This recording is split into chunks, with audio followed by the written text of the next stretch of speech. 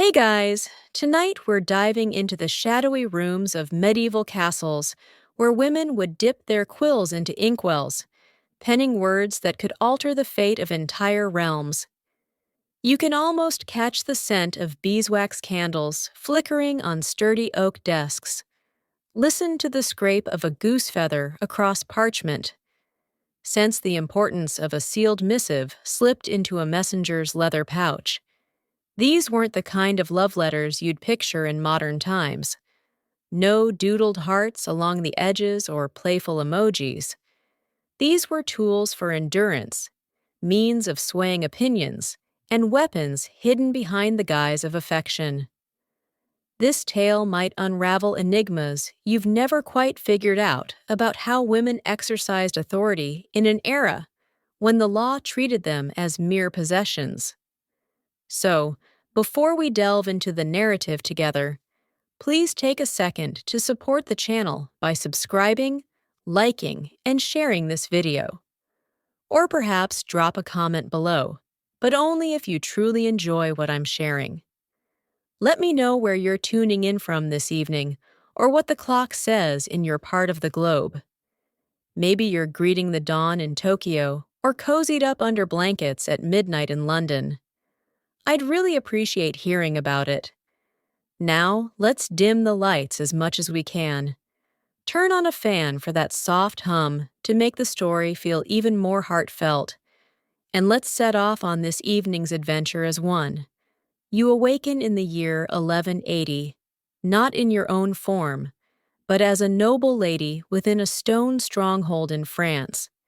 Your spouse is absent, perpetually absent, battling for a duke whose identity hardly sticks in your mind. You lack the right to hold property under your own name. You can't give testimony in most legal settings. You have no say in selecting your partner. And if your father's arrangement was flawed, you can't even ensure your own security. Yet there you sit, grasping a piece of vellum that costs more than a peasant's monthly wages. And you're on the verge of composing phrases that might rescue your kin from disaster or thrust them into conflict. This captures the contradiction of medieval women and their missives. Formally without authority, they turned into informal envoys. Legally muted, they shaped the era's most pivotal dialogues. The quill became the sole emblem of rule they could grasp, and they mastered its use with lethal accuracy. Medieval culture functioned under a strict social order. Yet it also depended on connections, who pledged fealty to whom, which clans were linked by matrimony, who nursed resentments across decades. Women, particularly those of high birth, occupied the crossroads of these webs. They served as links between realms via their unions, as mothers to successors who would claim titles and territories, as siblings and offspring whose engagements could forge armistices or spark hostilities. When barred from voicing opinions in advisory halls, they resorted to writing. When unable to lead troops, they inscribed terms that prompted others to do so. The love letter, that seemingly trivial form, served as their veil. A message brimming with tender expressions could traverse enemy lands more safely than an overt diplomatic paper. A verse proclaiming eternal commitment might secretly orchestrate soldier deployments. A gentle question about a relative's well-being could confirm if an uprising had sufficient backing to thrive. The dialect of sentiment turned into the cipher for authority. You soon realize that each phrase carries weight. The salutation itself narrates a tale. How you refer to the addressee reflects your grasp of the prevailing political climate. Too stiff, and you risk offending someone anticipating family-like warmth. Too relaxed, and you might face charges of overreach, or worse, a closeness hinting at impropriety. Medieval folk excelled at deciphering undertones. A lone, ill-chosen term could be analyzed for weeks by every aristocrat who listened as the letter was recited aloud in a grand chamber. Because indeed, letters were frequently proclaimed publicly, the notion of privacy we know today scarcely applied. Your meticulously selected words could be enacted like a drama in front of scores of listeners, their responses examined closely, their understandings dissected. That's why the love letter style was so advantageous. It offered credible denial. If the underlying political intent proved too perilous and an adversary seized it, you could insist it was just a display of private fondness, that any alternate reading stemmed from the interpreter's vivid fancy. Scholars continue to debate if medieval women were deliberate tacticians or merely responding naturally to dire situations. Did they study oratory and intentionally fashion these multifaceted texts? Or were they just survivors employing whatever succeeded? The response is likely a blend, differing by person. Certain women enjoyed exceptional schooling. They mastered Latin, examined ancient works, honed the craft of compelling prose. Others had minimal reading skills, but instinctively knew words could serve as arms, that a timely praise or artfully phrased plea could accomplish what brute strength never could. The mere process of composing a letter during the medieval era was a declaration in itself. Parchment was costly, crafted from animal hides that demanded thorough preparation. Ink needed blending. Quills required trimming and upkeep. If you couldn't scribe personally, literate aides or priests might act as secretaries. Sealing wax, frequently imprinted with your individual or familial emblem, verified the paper and supposedly ensured secrecy. Those emblems could be dissolved and reattached, as numerous women learned to their dismay when their messages were captured and perused by foes. You position yourself at your table that November afternoon in 1180 and ponder your sibling wedded into an opposing clan. You must alert her that your spouse's overlord intends to assault her new residence. But you can't plainly state they're preparing to strike in the spring. So, you pen thoughts on how deeply you long for her company, how you envision the springtime when blossoms will flourish once more, and maybe you could come by. You note that you've heard reports of abundant wolves this season, and herders are constructing sturdier enclosures. She'll grasp the meaning. Springtime wolves, fortified barriers. The message appears as wistful reminiscence. It operates as reconnaissance. This is how medieval women transformed into operatives without departing their quarters. This is how they brokered accords without ever joining the discussions. This is how they overthrew monarchs without grasping a blade. They merely took up a quill and commenced with, "My dearest." The image of medieval women as idle sufferers awaiting salvation in turrets is maybe history's most enduring falsehood.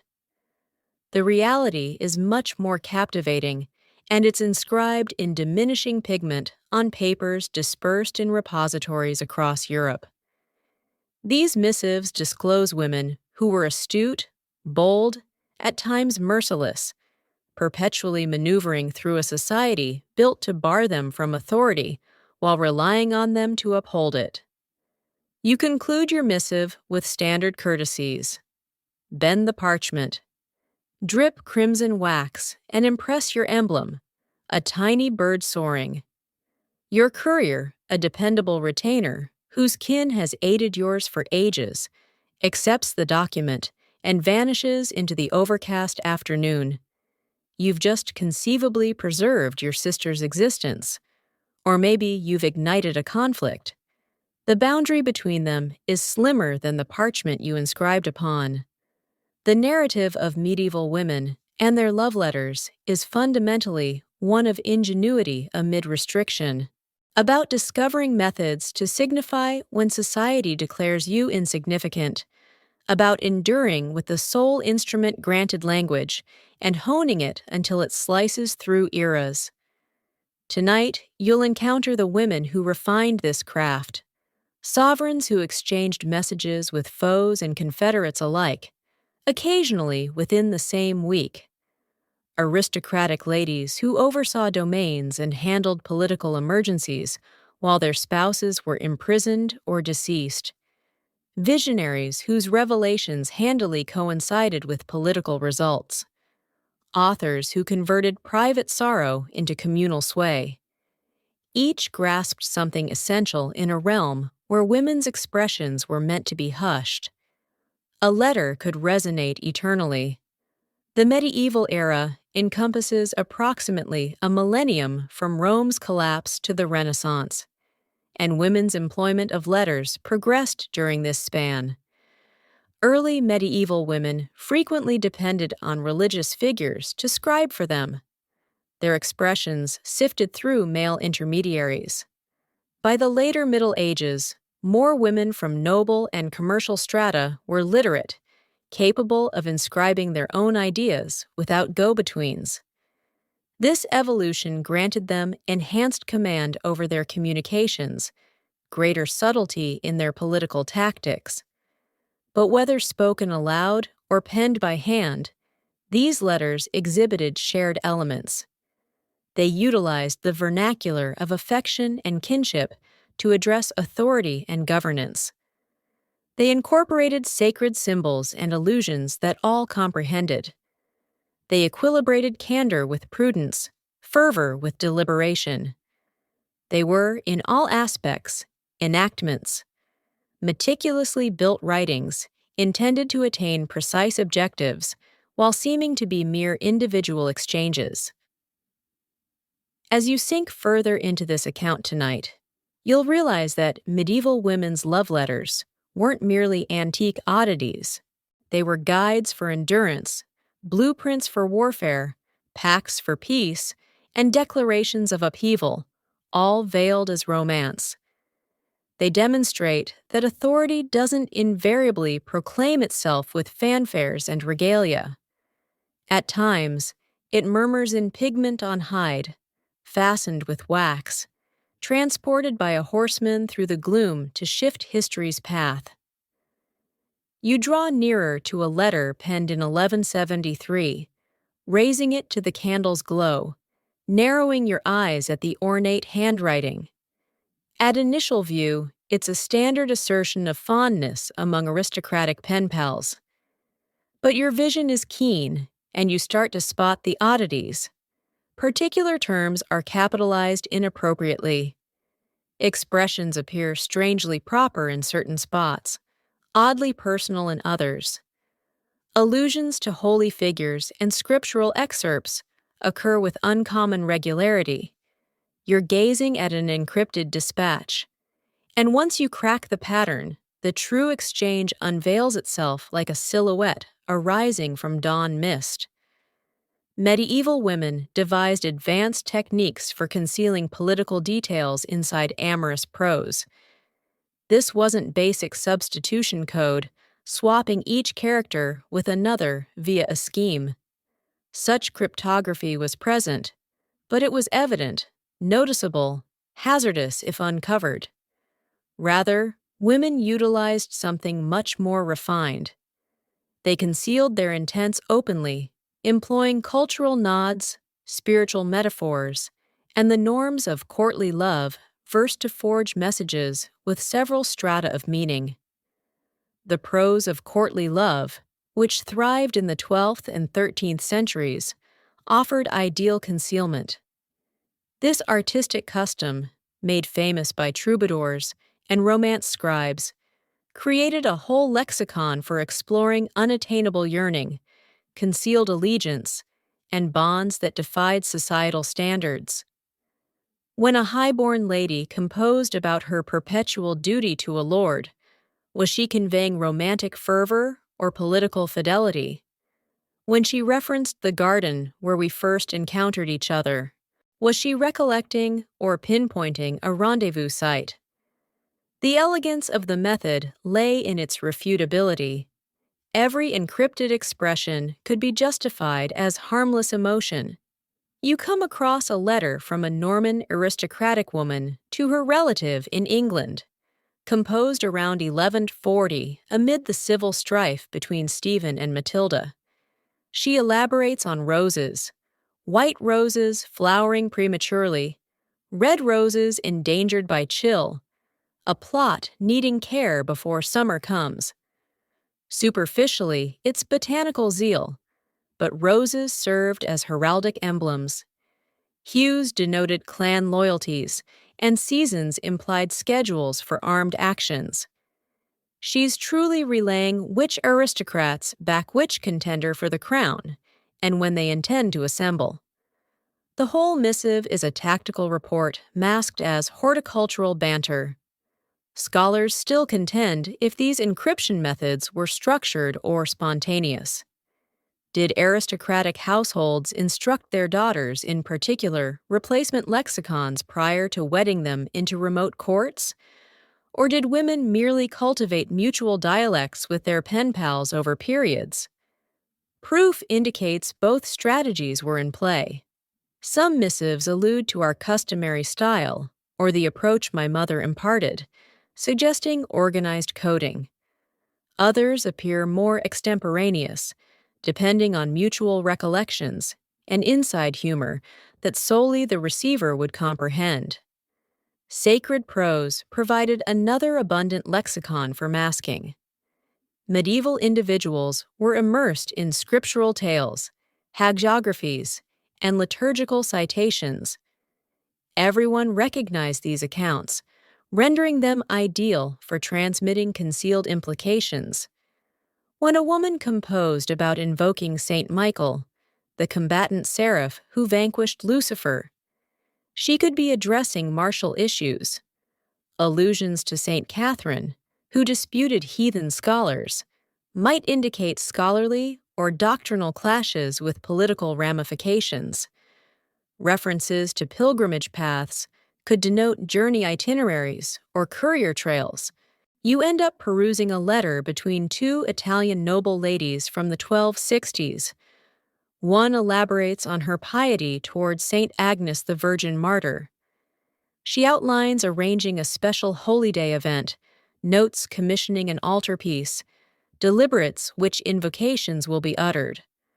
The spiritual ardor appears overdone until you discover that Saint Agnes was their confidential symbol for a particular political group, and the entire dispatch is truly organizing backing for a revolt against the regional duke. The Holy Day event is a scheduled insurrection. The altarpiece order is financing. The invocations are pledges of fidelity. The charm of sacred coding was its prevalence. Everyone composed about belief, participated in worship, cited saints and holy texts. A dispatch laden with devout prose attracted no particular notice. Even if seized by antagonistic groups, what could they charge you with?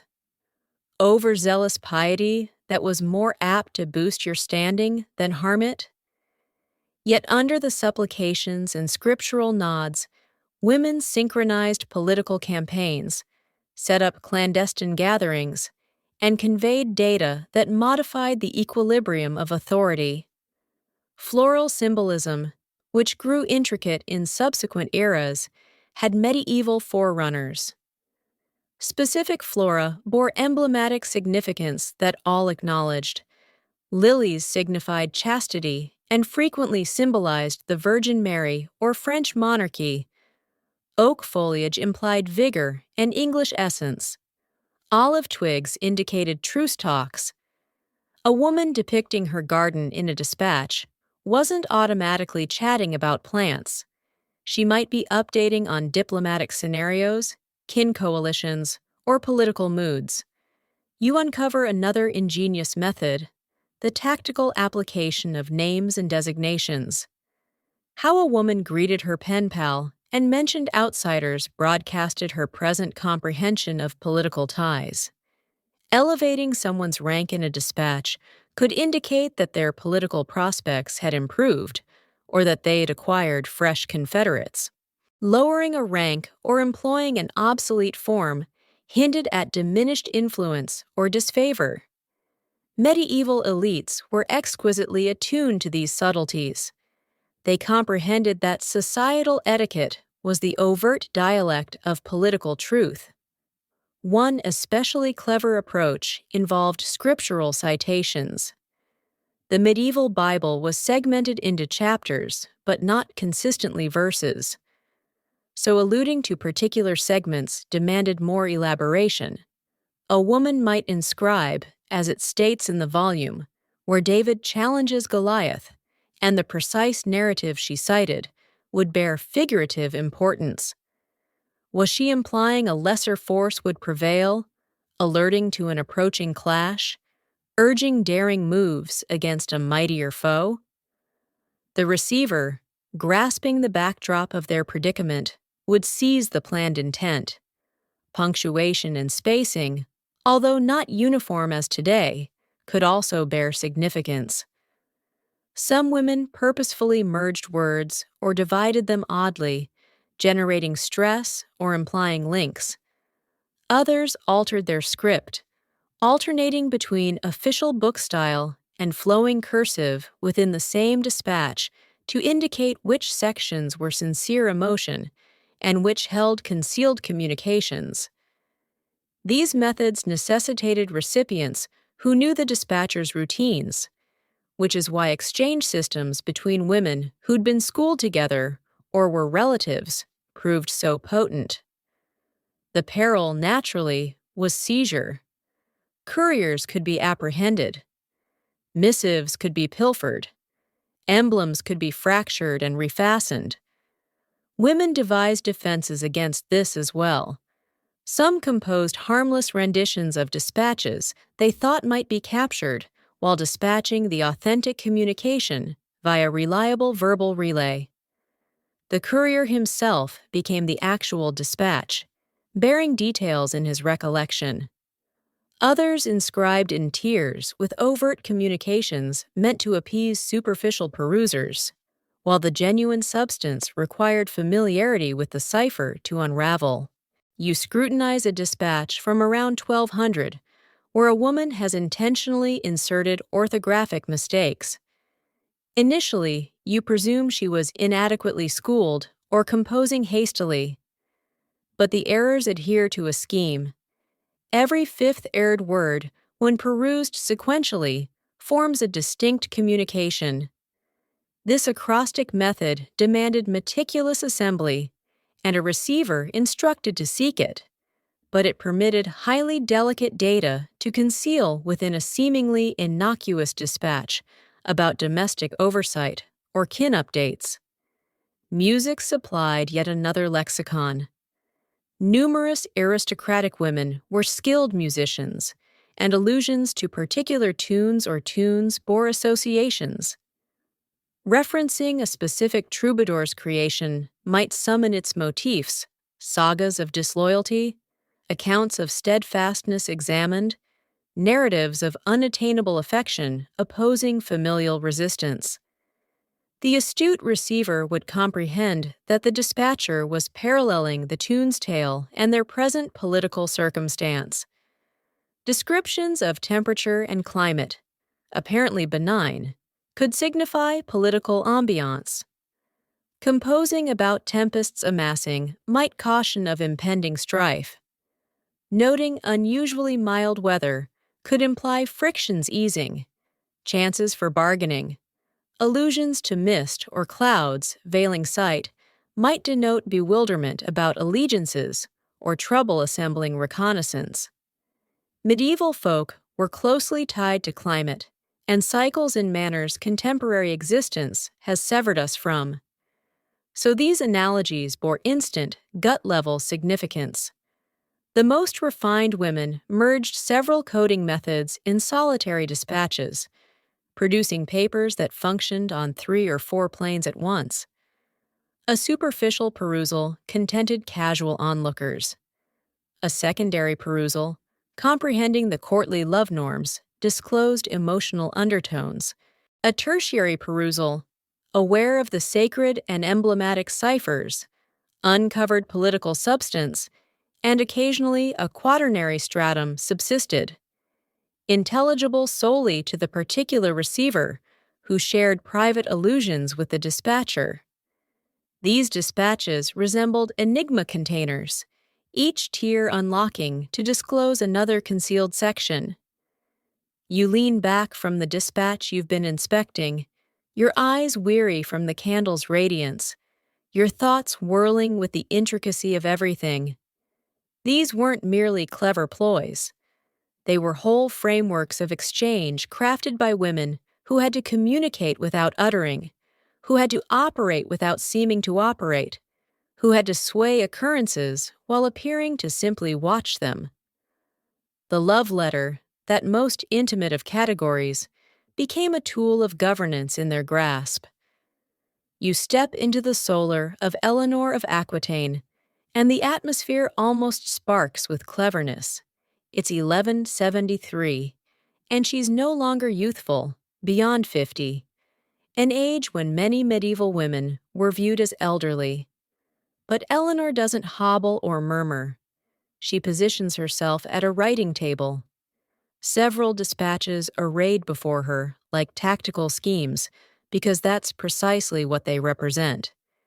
You observe as she immerses her quill, hesitates, reflects, then inscribes with rapid assurance.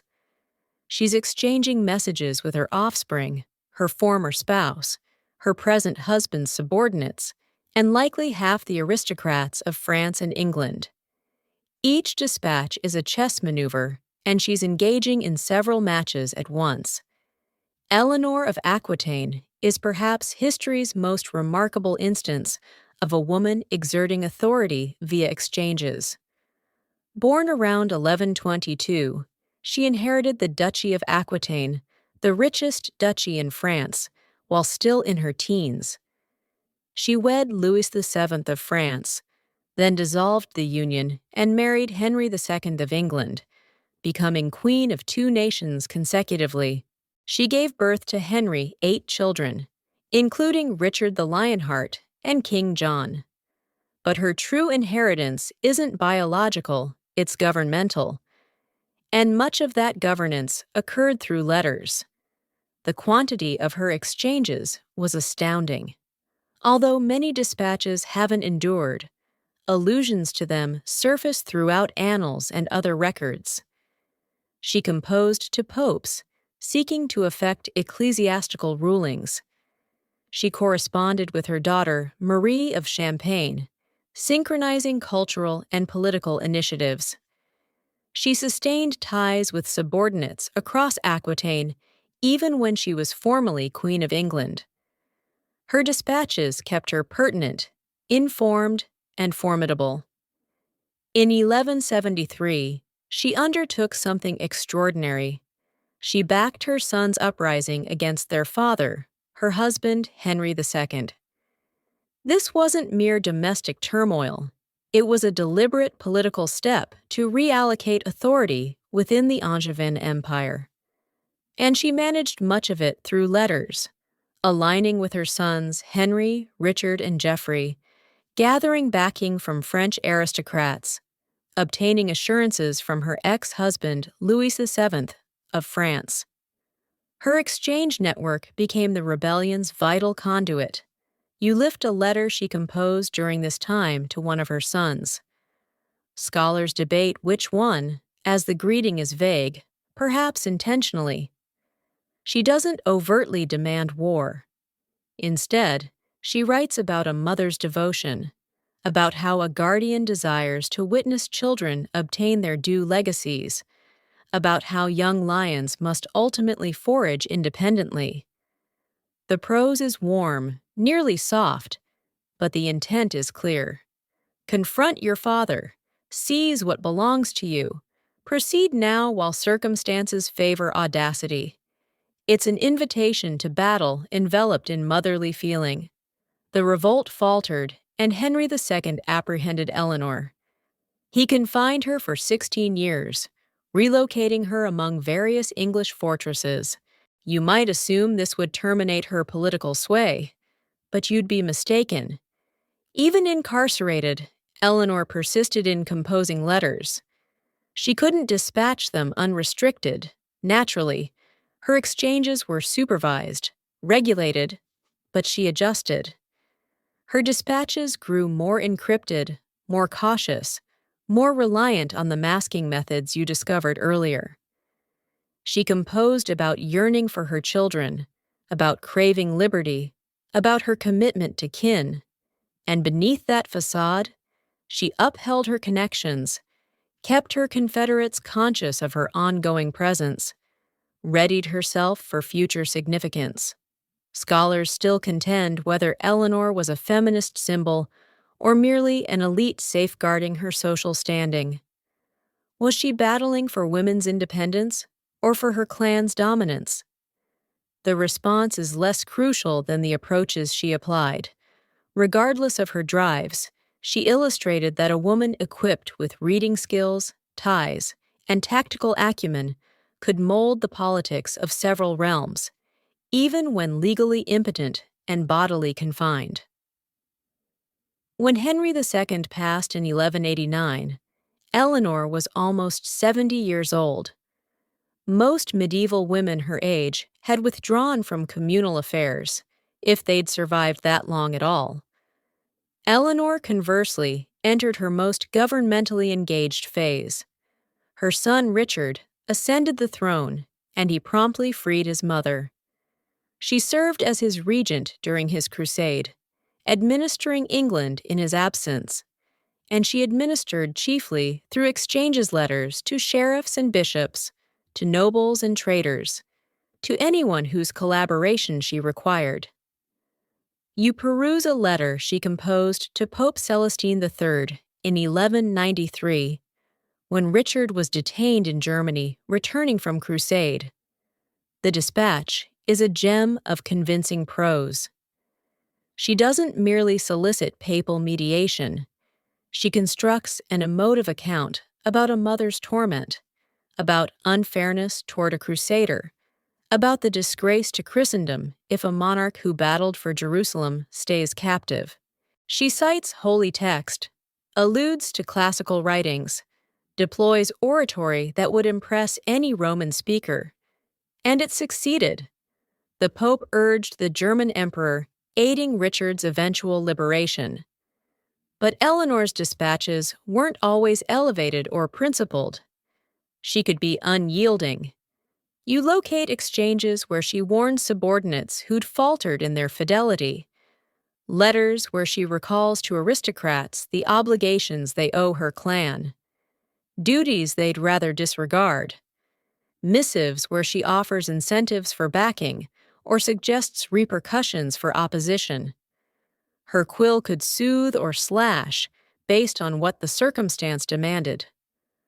One especially intriguing facet of Eleanor's exchanges is how she tailored her tone to varied listeners. Writing to her daughter Marie, who oversaw the court of Champagne and supported troubadour culture, Eleanor used the ornate prose of courtly love and literary refinement. Writing to martial leaders, her style turned straightforward, nearly abrupt. Writing to religious figures, she infused her dispatches with doctrinal allusions and scriptural quotes. She grasped that potent communication demands encountering your audience in their own idiom, and she commanded multiple variants of medieval dialogue. Her letters also disclose her as a cultural influence. She and her daughter Marie played key roles in cultivating the courtly love custom that you learned offered such handy camouflage for political signaling. Some experts believe Eleanor's own encounters, 2 marriages, multiple paramours if gossip holds true, intricate ties with authority and self-reliance formed the artistic norms that other women would later utilize. She assisted in forging the very framework that facilitated female political exchange. You uncover letters between Eleanor and her daughters that address marriage setups for grandchildren. On the surface, they're organizing nuptials. In truth, they're bargaining global coalitions, equilibrating authority among England, France, Castile, and Sicily. Every engagement is a pact. Every dowry discussion is fiscal strategy. Every conversation about which kin will join the right is truly deciding which aristocratic houses will endorse which political stances. The individual and governmental are fully entangled, and Eleanor steers both with equivalent expertise. There's a letter from 1199, written when Eleanor was about 77 years old. Richard has perished, and her younger son John has ascended the throne despite being, to phrase it gently, troublesome. Eleanor knows John's flaws. He's suspicious, harsh, politically clumsy, but he's her son, and more vitally, he's the linchpin to sustaining her clan's grip on England. So she composes letters bolstering him, urging nobles to embrace his succession, laboring to avert the splintering of the Angevin Empire. Even in her concluding years, she's politically engaged, employing her quill to mold results.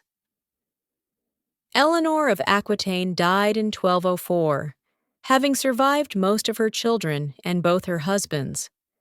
She had been Queen of France and England, mother of kings, regent, rebel, prisoner, and power broker for over 8 decades. And throughout it all, she wrote letters, thousands of them, most now lost. Those that survive reveal a woman who understood that in medieval society, where women couldn't officially govern, correspondence was governance. Where women couldn't command armies, letters could move soldiers. Where women couldn't make law, written words could influence those who did. You set down the last of her letters you've been examining, and you understand something fundamental.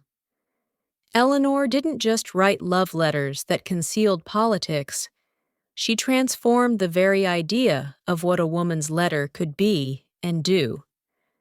She demonstrated that correspondence wasn't a frivolous female pastime, but a serious instrument of statecraft. Every woman who came after her and picked up a quill to influence events was following paths Eleanor had mapped, using techniques Eleanor had refined, proving possibilities Eleanor had demonstrated. The flickering candle beside you sputters, and in its unsteady light, Eleanor's seal on a letter, a crowned figure on horseback, seems almost to move, as if riding still through centuries, still urgent, still mattering. You push open the heavy wooden door of a convent scriptorium, and the aroma of parchment and ink envelops you. It's 1215, and you're somewhere in northern France, in a world most people envision as quiet and secluded. But the idea that convents were detached from earthly matters is ridiculously incorrect.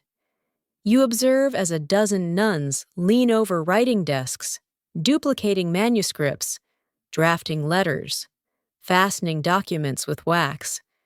This isn't a spiritual haven, it's a hub for communications, and these women are among the most linked individuals in medieval Europe.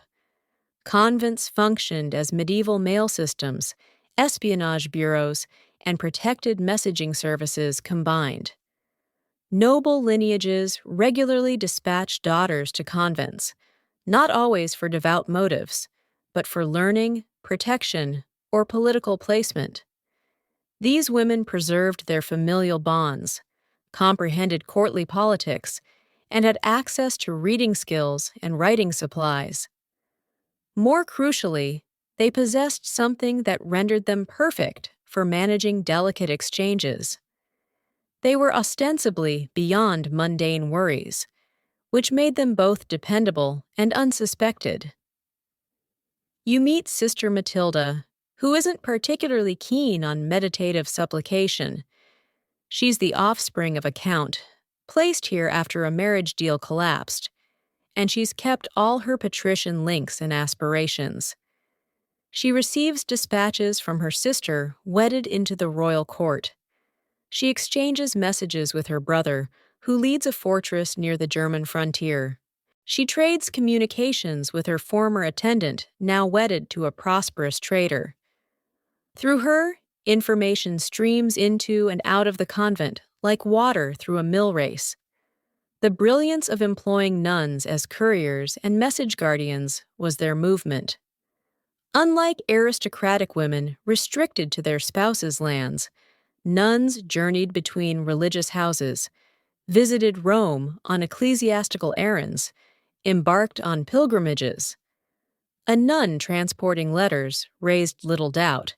She was clearly handling spiritual affairs, conveying messages between abbesses, organizing liturgical concerns. Who would suspect she was truly bearing intelligence about troop shifts or encrypted alerts about political treacheries?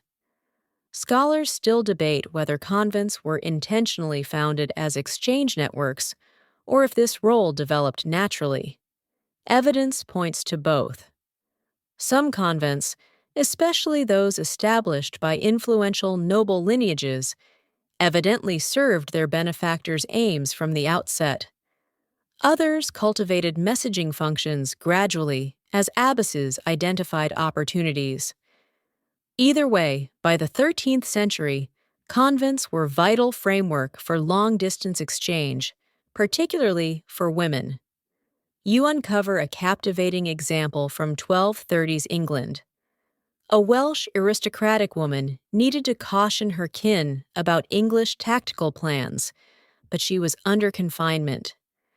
Her exchanges monitored, she sought approval to confess to a specific nun renowned for her divine insight. The plea appeared sensible. Even captives merited spiritual solace. The officials permitted it. The nun came, listened to the woman's admission, which was really a thorough update on English tactics, then transported that data across the Welsh boundary, disguised as a pilgrimage to a sacred spring. The whole endeavor employed religious observance as cover for spying. Convents also acted as secure refuges for contentious exchanges. If you needed to dispatch a politically risky letter, you might direct it through a convent where an abbess aligned with your cause could retain it until conditions favored delivery. Or she might duplicate it, keeping one copy safe while sending another, guaranteeing that even if the courier was captured, a record persisted. Some abbesses became adept at this sort of documentary safeguard, upholding repositories that could later prove handy for extortion, bargaining, or historical vindication. The schooling offered in convents provided women with resources unavailable elsewhere. While most medieval women couldn't read, nuns commonly learned to read and write Latin, comprehend divinity, grasp juridical ideas. This instruction wasn't meant to empower them politically, but they utilized it that way. A nun who could interpret canon law might assist an aristocratic woman in drafting letters contending for annulment from an abusive union. A nun versed in theological discussion could frame political contentions in religious terms that carried more authority than worldly logic. You observe as Sister Matilda receives a dispatch from her sister at court. The letter discusses an approaching religious festival, mentions which nobles will attend, describes the planned festivities. Sister Matilda reads it attentively, then starts drafting a reply. She writes about the convent's own festival preparations, notes which relics will be displayed, mentions that pilgrims from various regions are expected. But between those lines, she's actually confirming which political factions are allied, reporting on rumors she's heard from other traveling nuns, and advising her sister about which nobles can be trusted. The whole exchange looks like pious planning. It functions as political intelligence. Some of the most dramatic examples of convent correspondence involve succession crises, when a king died without clear heirs, or when multiple claimants contested a throne. Information became critical. Who supported which candidate? Which nobles were wavering? What arguments were persuading fence-sitters? Nuns with their networks spanning multiple regions and their perceived neutrality gathered and transmitted this intelligence. Abbesses sometimes corresponded directly with popes, advocating for particular claimants using theological and moral arguments that concealed political preferences. You find a letter from an abbess to a cardinal in Rome, written during a disputed election in 1240s Germany. She doesn't overtly endorse one candidate over another. Instead, she writes about the spiritual health of various regions, noting where heresy seems to be spreading, where faith remains strong. She mentions which nobles are generous to the church, which seem lukewarm in devotion. A careful reader and cardinals were very careful readers could decode her assessment. She's actually reporting which candidate has stronger support, which regions are likely to accept papal decisions, and which nobles might resist. Her letter shapes Roman policy by framing political intelligence as spiritual observation. The physical layout of convents facilitated secret correspondence. Guest houses allowed visitors to stay without entering the cloister, creating opportunities for discreet meetings. Parlors where nuns met with outsiders were sometimes designed with acoustic properties that made quiet conversations difficult to overhear. Gardens provided spaces for walking conversations that left no written record. Convents, supposedly places of enclosure and separation from the world, actually enabled communication through their very architecture. Not all nuns were willing participants in these networks. Some took their vows seriously and resented being used for political purposes. You encounter stories of nuns who refused to carry messages, who destroyed letters rather than deliver them, who reported correspondence to authorities. But these resistors were minorities.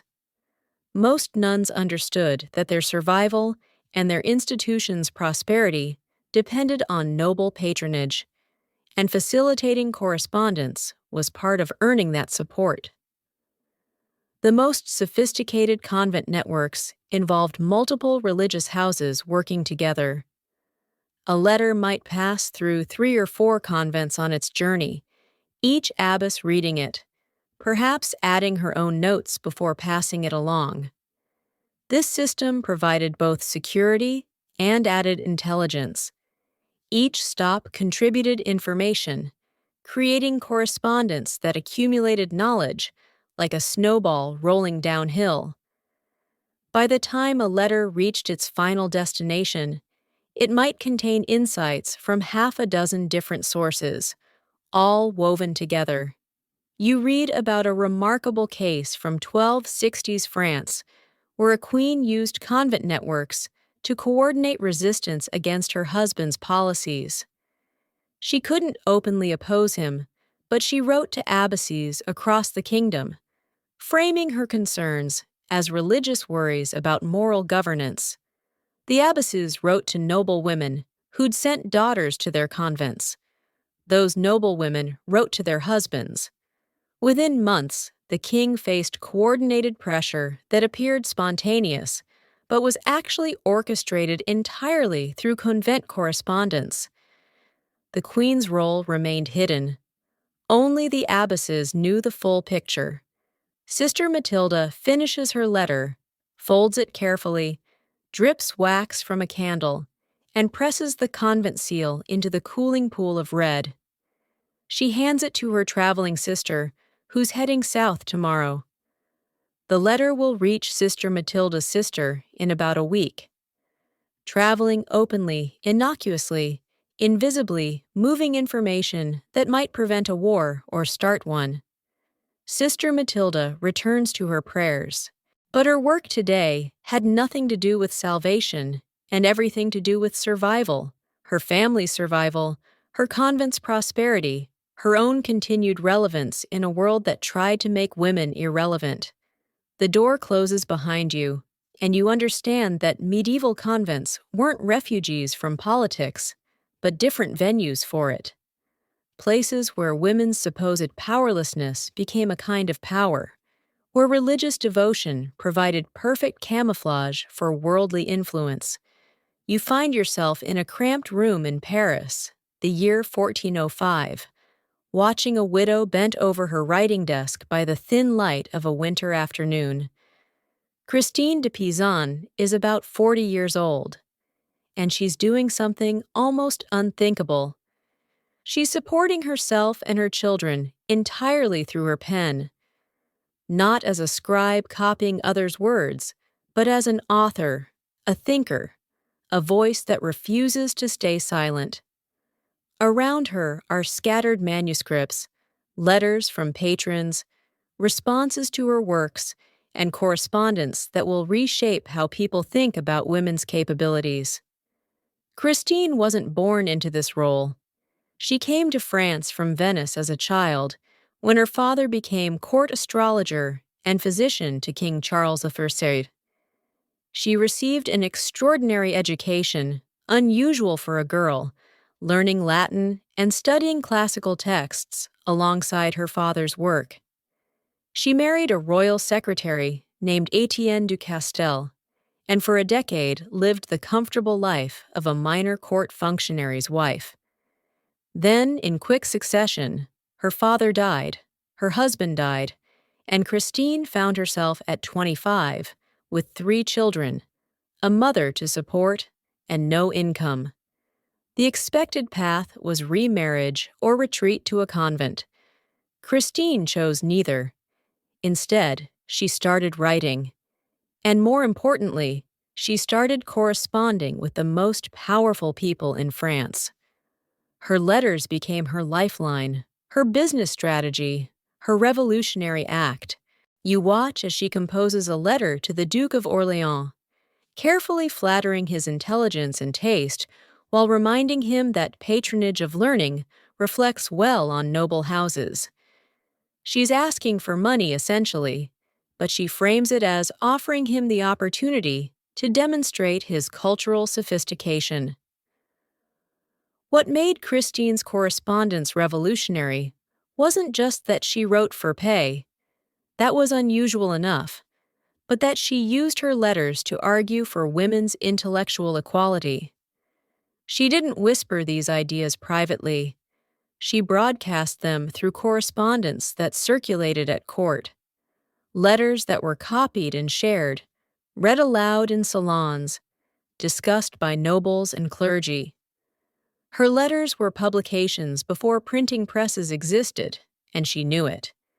You discover her most famous epistolary controversy, the debate over the Roman de la Rose. This 13th century French poem had become a classic, but its latter sections portrayed women as deceptive and lustful, fundamentally inferior to men. In 1401, Christine wrote letters challenging this portrayal, arguing that women were being slandered by men who didn't understand them. She sent these letters to prominent intellectuals, including the Provost of Paris and the Royal Secretary, sparking a debate that lasted years and involved dozens of participants. Historians still argue whether Christine was genuinely feminist or simply defending her class interests and income source. If women were intellectually inferior, how could she justify earning her living through writing? But her arguments went far beyond self-interest. She pointed out logical flaws in anti-woman texts, cited historical examples of accomplished women, and challenged the authority of male writers to speak about female nature. Her letters were proto-feminist treatises disguised as literary criticism. The correspondence around the Roman de la Rose debate reveals her strategic brilliance. She didn't just argue her position. She cultivated allies, responded to critics with calculated combinations of deference and firmness, and always positioned herself as defending truth rather than personal interest. When male intellectuals dismissed her arguments because of her gender, She turned that dismissal into evidence of their prejudice. Every attack on her became proof of her thesis that women were underestimated and undervalued. You read a letter she wrote to the Queen of France, Isabeau of Bavaria, in 1405. Christine dedicates her new work, The Book of the City of Ladies, to the Queen. The dedication letter is a masterpiece of persuasion. She praises Isabeau's wisdom and virtue while simultaneously arguing that women throughout history have demonstrated the same qualities. She presents her book as entertainment while positioning it as evidence of female intellectual achievement. The letter itself demonstrates everything it argues: a woman writing sophisticated prose, marshaling historical evidence, constructing complex arguments. Christine's letters also reveal her vulnerability. She writes about financial struggles, about the difficulty of supporting her family, about critics who mock her ambitions. Some letters are heartbreaking requests for payment from patrons who'd forgotten their promises, pleas for assistance when creditors threaten. Being a woman writer in medieval France meant constant precarity, and her correspondence documents that struggle without flinching from it. But even her vulnerable letters serve strategic purposes. When she writes to a duke about her poverty, she's also reminding him of his obligation to support learning, suggesting that his reputation will suffer if he lets a prominent writer languish in need. When she mentions critics in letters to supporters, she's rallying them to her defense, activating her network. Every letter, even the desperate ones, works toward her survival and success. You find correspondence between Christine and other women, and here her tone shifts. Writing to noble women, she's less deferential, more direct. She discusses strategies for dealing with problematic husbands, offers advice about educating daughters, shares observations about court politics. These letters reveal networks of female solidarity that existed beneath the surface of male-dominated society. Women helping women navigate impossible circumstances, sharing knowledge that kept them alive, and occasionally even powerful. One particularly interesting exchange involves a noble woman asking Christine for advice about her son's education. Christine responds with a detailed curriculum, but she also includes pointed comments about ensuring daughters receive education, too. She argues that intelligent women make better mothers, better household managers, better companions. She's not just giving pedagogical advice. She's advocating for systematic change in how society treats girls. And she's doing it through private correspondence that she knows will be shared, read, discussed among the noble women of Paris. Christine also wrote letters to various princes and nobles offering political advice, wrapped in literary dedications. When she presented her Book of Deeds of Arms and of Chivalry to the Duke of Burgundy, the accompanying letter discussed military strategy and governance. She positioned herself as a counselor, drawing on her education and observations to offer insights about statecraft. Some men resented this presumption. Others found her analyses useful. Either way, she carved out space for a woman's voice in political discourse through the medium of correspondence. The physical evidence of her letters tells its own story. Some survive in elegant presentation copies, beautifully illuminated, clearly meant for important recipients. Others are working documents showing corrections and revisions, revealing her writing process. Still others are copies made by admirers circulated without her knowledge or control. Her correspondence wasn't just communication between individuals, it was publication, distribution, the creation of a literary career outside traditional patronage structures. You watch as Christine finishes another letter, this one to a wealthy merchant who's expressed interest in commissioning a manuscript. She's negotiating price, timeline, content, all business, all professional. This is what makes her revolutionary. She treats writing as work, correspondence as commerce, and herself as a professional equal to the men she negotiates with. It doesn't always work.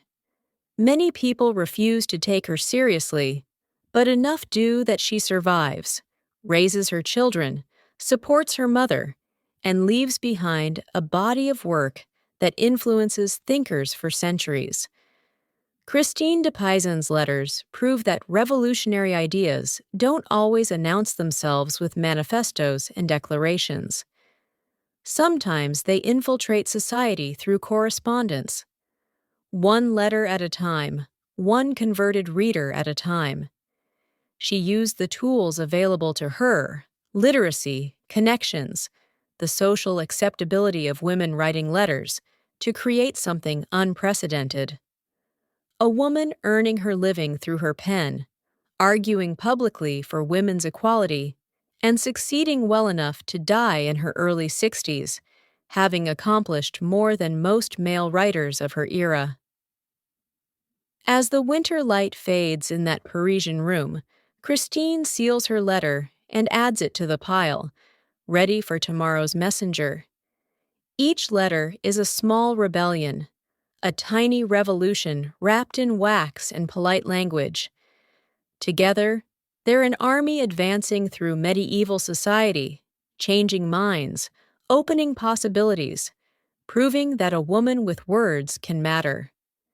You're seated in a garden in Provence, the year 1180, listening to a troubadour sing.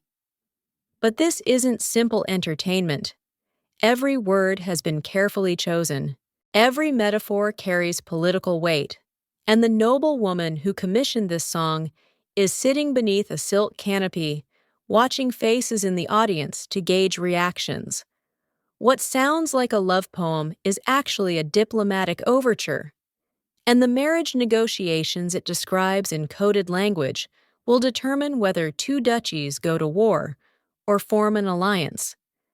Medieval marriage was never just about two people falling in love. It was treaty, property consolidation, military alliance, and dynastic strategy, all wrapped into one ceremony. And the negotiations leading to marriage were conducted largely through letters. Letters that employed the elaborate vocabulary of courtly love to discuss what were essentially business arrangements with life or death consequences. When a nobleman wrote to a potential bride praising her beauty and virtue, he was often really discussing her dowry and her family's military strength. When she responded with modest gratitude and poetic flourishes, she was actually conveying her family's terms and conditions. You read a letter from a French count to the father of an English daughter, written around 1230. On the surface, it's a conventional courtship letter. The Count describes his undying admiration for the daughter's renowned grace and wisdom. He writes about his estates as if mentioning them casually, just happens to note the number of villages, the productivity of his lands, the loyalty of his vassals. He quotes poetry about gardens and fountains, but those gardens are actually castles, and the fountains represent water access crucial for defense. The Earl's father reading this letter understands he's being told exactly what military and economic assets the Count brings to this potential alliance. The response letter, ostensibly from the daughter, but almost certainly drafted by her father or a family advisor, is equally coded. She expresses humble gratitude for his attentions, while noting that her simple life has been blessed with certain comforts her father has generously provided. Translation: here's what she brings as dowry. She mentions relatives in various regions, each reference casually dropped. But the Count reads a map of alliances. She writes about her devotion to family duties, which signals she understands marriage is about loyalty to kinship networks, not personal happiness. Scholars still argue whether the women involved in these negotiations had any real agency or were simply pieces being moved by fathers and brothers. The evidence is mixed. Some letters show women negotiating their own terms, expressing preferences, even refusing proposals. Others reveal women who were clearly following scripts written by male relatives. Class mattered too. Great heiresses with significant lands had more leverage than younger daughters with modest prospects. You discover a fascinating case from 1170s Normandy, where a widow with extensive lands received multiple marriage proposals. Her letters to various suitors demonstrate sophisticated negotiation. To one, she writes warmly about his distinguished lineage, while subtly noting concerns about debts his family owes. To another, she praises his military reputation, while questioning whether his adventurous spirit would keep him away from estate management. She's comparing offers, leveraging competition, protecting her interests. This isn't passive victimhood. It's strategic decision-making under constraint. The language of courtly love provided perfect vocabulary for these negotiations because it was already about obstacles and social barriers. Troubadour poetry obsessed over love that couldn't be fulfilled, the knight adoring a married lady, the lover separated by social class or family opposition. This narrative framework allowed correspondents to discuss real barriers to marriage alliances while sounding romantic. When a letter mentioned obstacles my family presents to our union, it might be discussing dowry amounts or political disagreements, not tragic fate. Religious imagery mixed with romantic language in these marriage negotiations. Comparing a potential bride to the Virgin Mary signaled not just her supposed purity, but also her value. Mary was the ultimate treasure, so comparing someone to her indicated high worth. References to saints known for loyalty or wisdom characterized the woman's expected behavior. Mentions of biblical marriages, Rebekah and Isaac, Ruth and Boaz, suggested models for how this union should function, often with pointed implications about power dynamics and family obligations. You find a letter exchange between a young woman and her prospective husband that reveals unexpected intimacy within the formal structure. They've never met.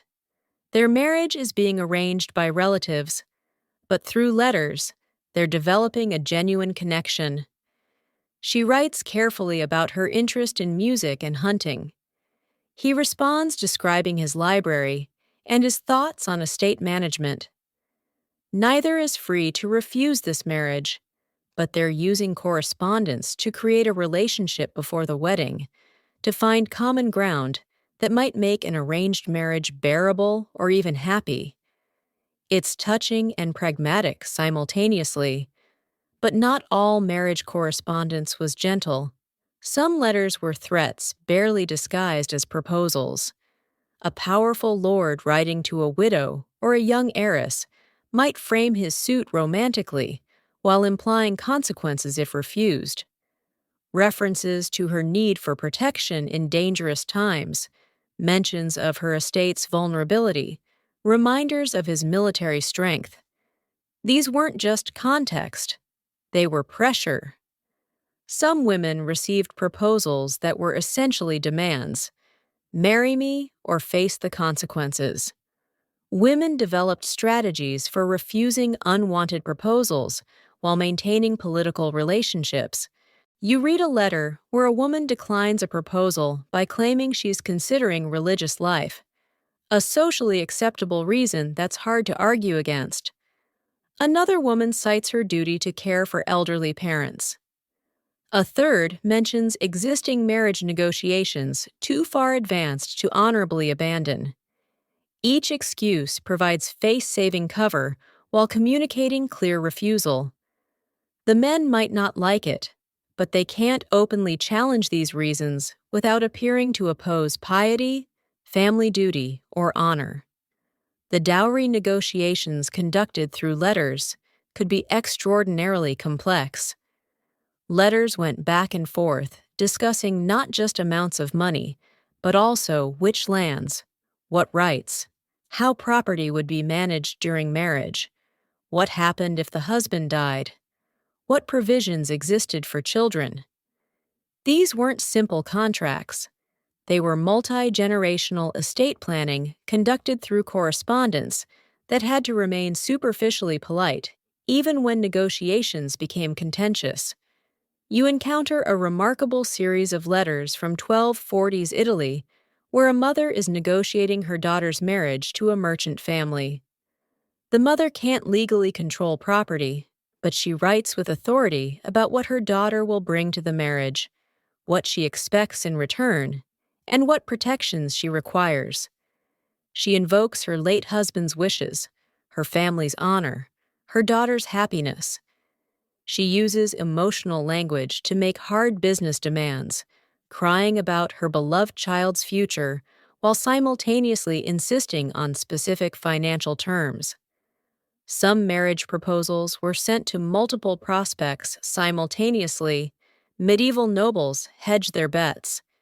You find cases where a man sent nearly identical letters to 3 different families, changing only names and a few personal details. If one negotiation failed, others might succeed.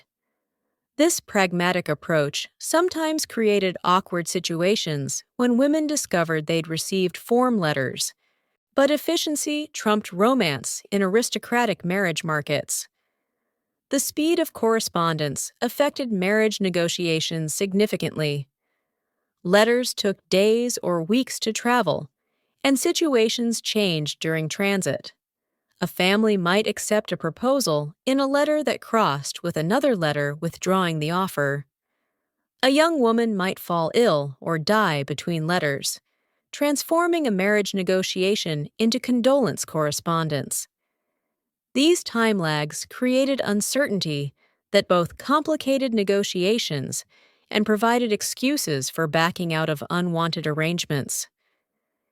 You watch as a troubadour finishes his performance in that Provençal garden. The noble woman who commissioned the song nods approvingly. The young man in the audience, whose family she's negotiating with, has understood the message encoded in the lyrics. Tomorrow, his father will send a letter responding to terms that were never explicitly stated. Conducting diplomacy through poetry and prose. 2 families will unite or remain separate based on these coded exchanges, and the young people involved may never have more say than the words put in their mouths by others. Marriage negotiations through love letters reveal medieval society's central contradiction. The language of individual choice and personal emotion served structures that denied both.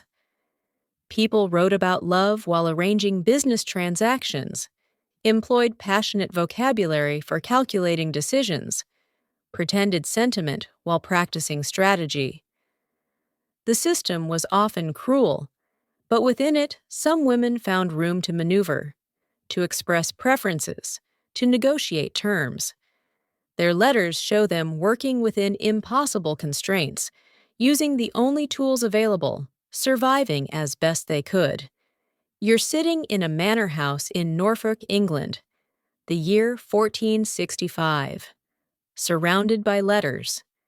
Everywhere you look, letters stacked on tables, filed in chests, carried by servants rushing in from muddy roads. This is the Paston family, minor gentry navigating England's chaos during the Wars of the Roses. And the women of this household are fighting for survival one letter at a time. Margaret Paston stands near a window, dictating urgently to a scribe while simultaneously reading a letter that arrived an hour ago. She's managing a crisis, and her husband is miles away in London, useless for immediate decisions. The Paston Letters are one of history's great accidental archives. Over 1,000 letters survived from this one family across several generations, and they provide an unvarnished look at how gentry women actually lived, worked, and fought. These aren't carefully composed literary efforts meant for posterity, like Christine de Pisan's work. They're business correspondence, urgent messages, desperate pleas, raw, immediate, honest about the dangers medieval women faced and the strategies they employed. Margaret Paston married John Paston in the 1440s, and almost immediately she became his estate manager, political operative, and military commander whenever he traveled to London for legal cases. You read her letters to him, and they're nothing like courtly love poetry. "Right worshipful husband," she begins, then launches into reports about which neighbors are threatening their properties, which tenants haven't paid rent, which local lords are trying to seize Paston lands. She's not asking for advice. She's informing him of actions she's already taken and requesting resources to continue fighting. In one letter from 1448, Margaret reports that Lord Mullin's men have besieged one of the Paston manors. She describes the assault in detail. They broke down gates, looted the house, threatened servants. She was inside during part of the attack. Her letter doesn't plead for rescue. Instead, she lays out the legal steps they should take, suggests which allies to contact, and reports that she's already sent servants to document damages for eventual lawsuits. She's treating warfare as a business problem, requiring documentation and strategy. The Paston women's letters reveal that managing estates while husbands were absent wasn't gentle supervision of embroidery. It was dealing with armed neighbors trying to steal property, corrupt officials demanding bribes, tenants who might switch loyalty to whoever seemed stronger. Margaret writes about stationing guards, strengthening defenses, gathering armed men. In one letter, she requests crossbows and armor. This isn't metaphorical. She's literally preparing for battle. Historians still argue whether women like Margaret had real power or were simply proxies for absent husbands. Her letters suggest a complex reality. She clearly had authority. She hired and fired servants, negotiated with neighbors, made legal decisions, but she also faced constant challenges to that authority precisely because she was female. Some men refused to negotiate with her, insisting on dealing with her husband. Others saw her gender as weakness and attempted takeovers they wouldn't have risked if John Paston had been present. You discover letters where Margaret uses her gender strategically. When advantageous, she emphasizes feminine vulnerability, writing to powerful lords about her fears as a simple woman dealing with aggressive neighbors. But to her husband and allies, she writes as a military commander, discussing tactics and resources. She code switches depending on audience, using whatever approach might work. This wasn't deception exactly. It was survival, employing every available tool, including stereotypes about female weakness, to protect her family's interests. The correspondence between Margaret and John reveals a working partnership, though not an equal one. He makes major decisions about property purchases and legal strategy, but he depends entirely on her information and local management. When he gives orders she thinks are wrong, she sometimes argues in letters, and occasionally she simply ignores his instructions and does what she thinks best. Her letters reporting disobedience are fascinating. She explains why his approach wouldn't work, details what she did instead, and presents results that justify her independence.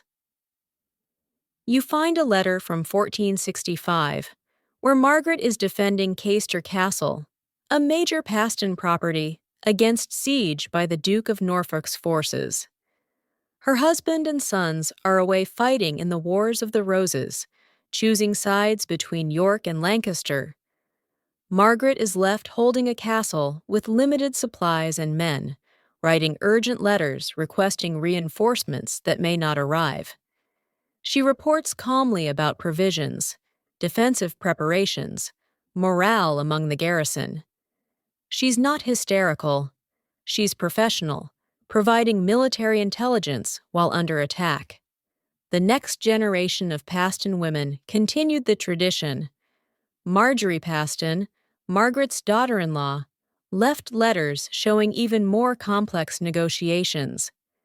She secretly married Richard Calle, the family's bailiff, a catastrophic social mismatch. Her letters to Richard before their marriage revealed genuine affection mixed with terror about consequences. When the family discovered the relationship, they tried to annul the marriage. Marjorie's letters to various family members defending her choice show her wielding legal knowledge, religious arguments, and emotional appeals. She lost most family support, but kept her marriage, a rare victory for personal choice over family strategy.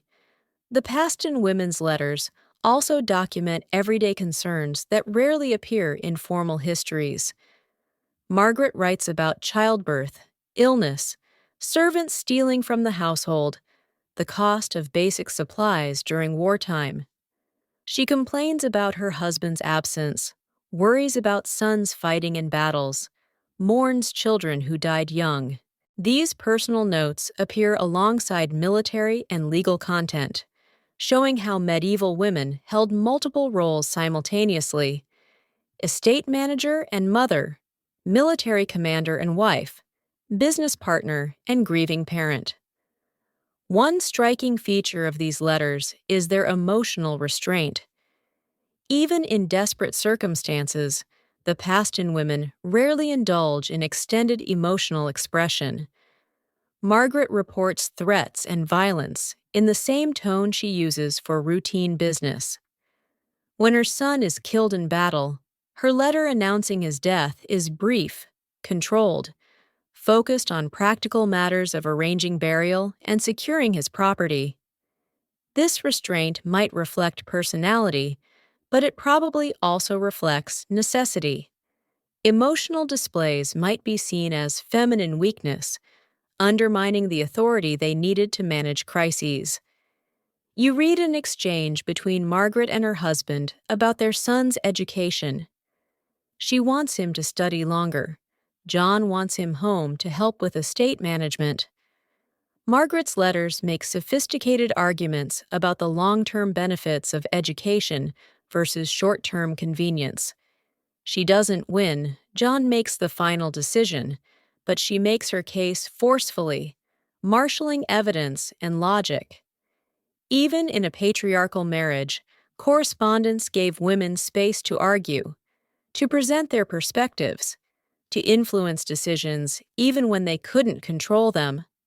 The Paston letters also reveal women's information networks. Margaret regularly corresponds with other gentry women, exchanging news about regional politics, warnings about threats, advice about managing difficult situations. These informal networks provided intelligence that formal channels missed. Women noticed things, heard gossip, understood social dynamics, and shared information through correspondence that created collective situational awareness. This networking wasn't recorded in official documents, but it shaped how families navigated dangerous times. Some of Margaret's letters employ coded language similar to the techniques you learned about earlier. When political allegiances were dangerous to state openly, when choosing the wrong side in the Wars of the Roses could mean death, she wrote carefully about our friends and those who wish us ill without naming names. She referenced past events that her husband would understand as parallels to current situations. These weren't elaborate codes, but careful ambiguity that provided deniability if letters were intercepted. The Paston letters end in the late 15th century as the family became more secure and letter-keeping practices changed, but the archive they left shows what history usually hides: the constant, exhausting, dangerous work of women managing households that were simultaneously homes, businesses, fortresses, and political units. Their letters weren't love poetry or philosophical treatises. They were battle reports, legal briefs, intelligence assessments, and survival manuals all at once.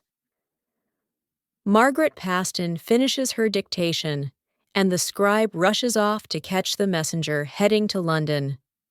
Another crisis managed. Another letter sent. Another day survived. She doesn't think of herself as remarkable. This is simply what women in her position do. But her letters preserve what remarkable looks like when it's routine.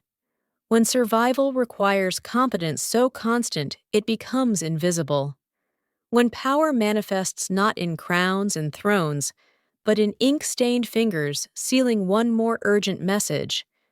You step into the royal chambers of Isabeau of Bavaria, Queen of France, and the air feels thick with secrets and suspicion. It's 1419, and France is tearing itself apart. The 100 Years' War grinds on. Civil war between Burgundians and Armagnacs has turned Paris into a battlefield. And King Charles VI, Isabeau's husband, is mad, lost in delusions more often than he's lucid. Somewhere in this chaos, Isabeau is writing letters that will be read as treason, correspondence that historians still debate 6 centuries later. Did she betray France? Or was she trying to save what remained of it? Isabeau of Bavaria came to France from Germany in 1385 as a 14-year-old bride for Charles VI. For the first decade, things went well enough. She bore children, participated in court life, developed a reputation for extravagance and beauty. Then, in 1392, Charles suffered his first episode of madness. He would have more throughout his life periods where he didn't recognize his wife or children, where he thought he was made of glass and might shatter, where he howled like a wolf and had to be restrained. During his lucid intervals, he was functional, but the kingdom needed continuous governance, and Isabeau found herself thrust into political responsibility no one had prepared her for. You read her early letters from this period, and they're careful, almost timid.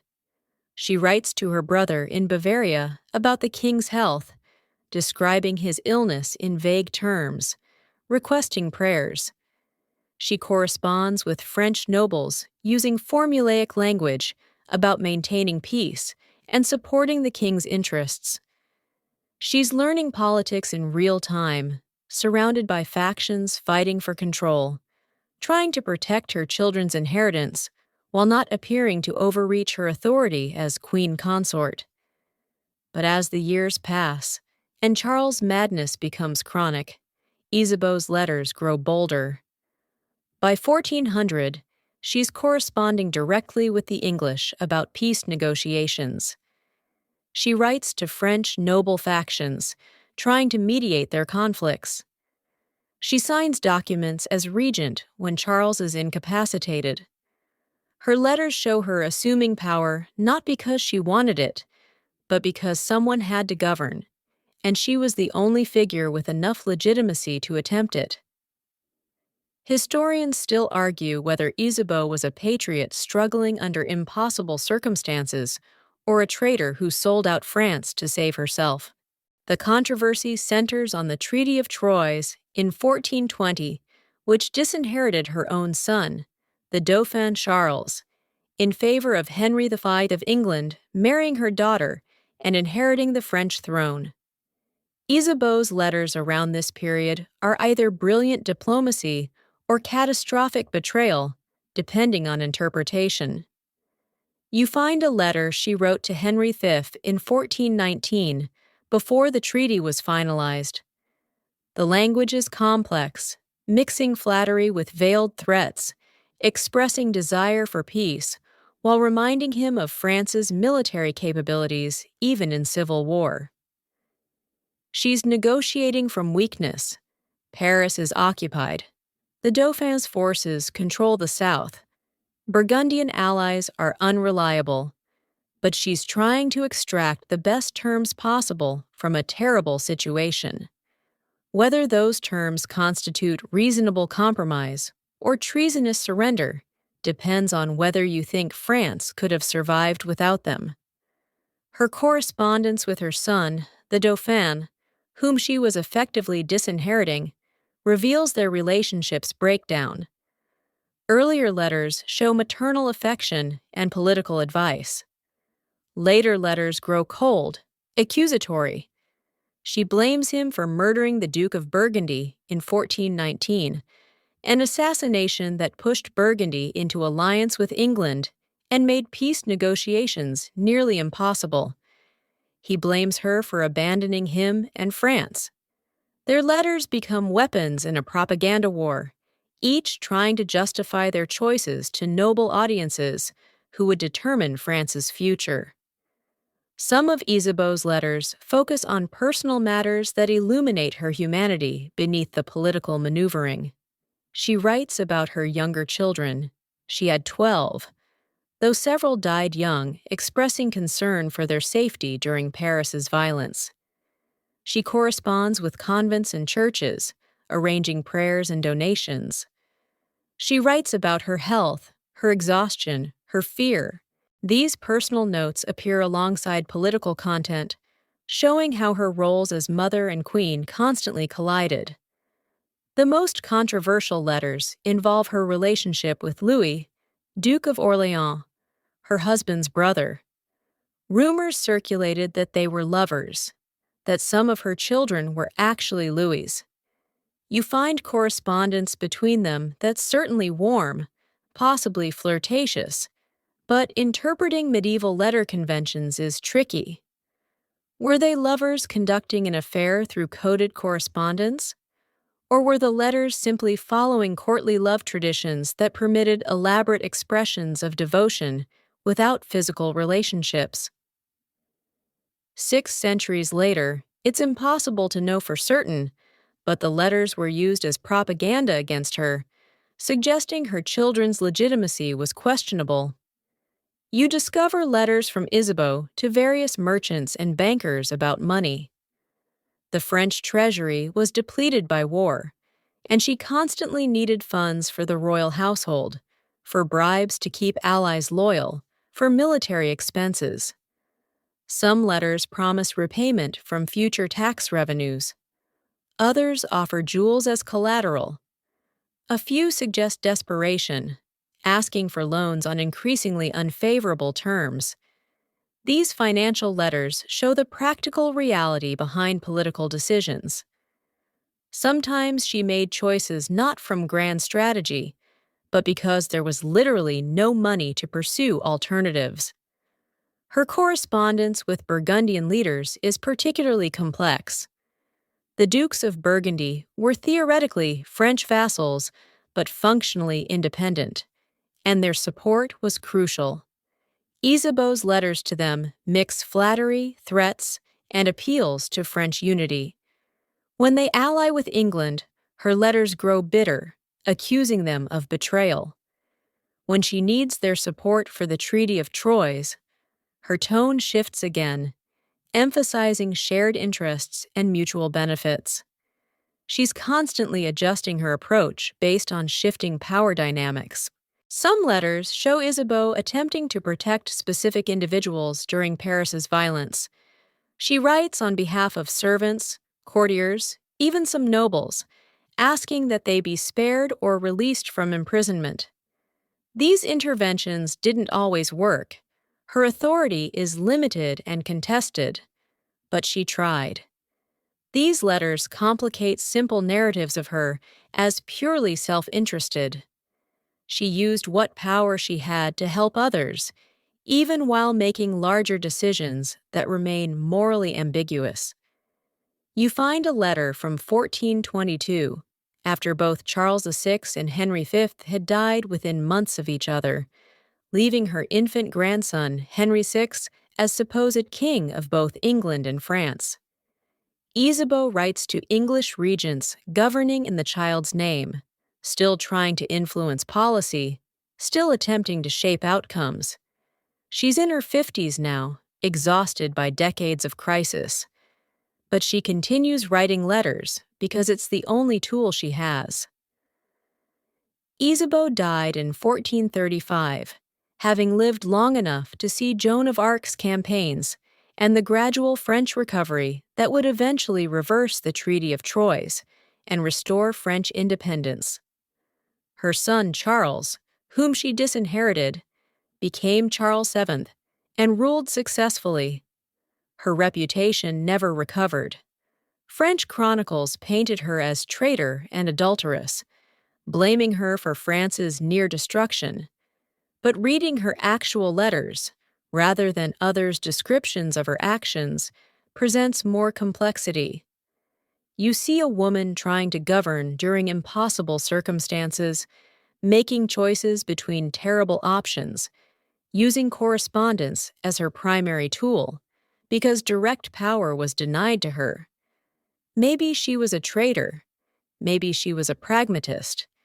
Maybe she was simply trying to survive and protect her children in a world collapsing around her. Her letters don't resolve these questions.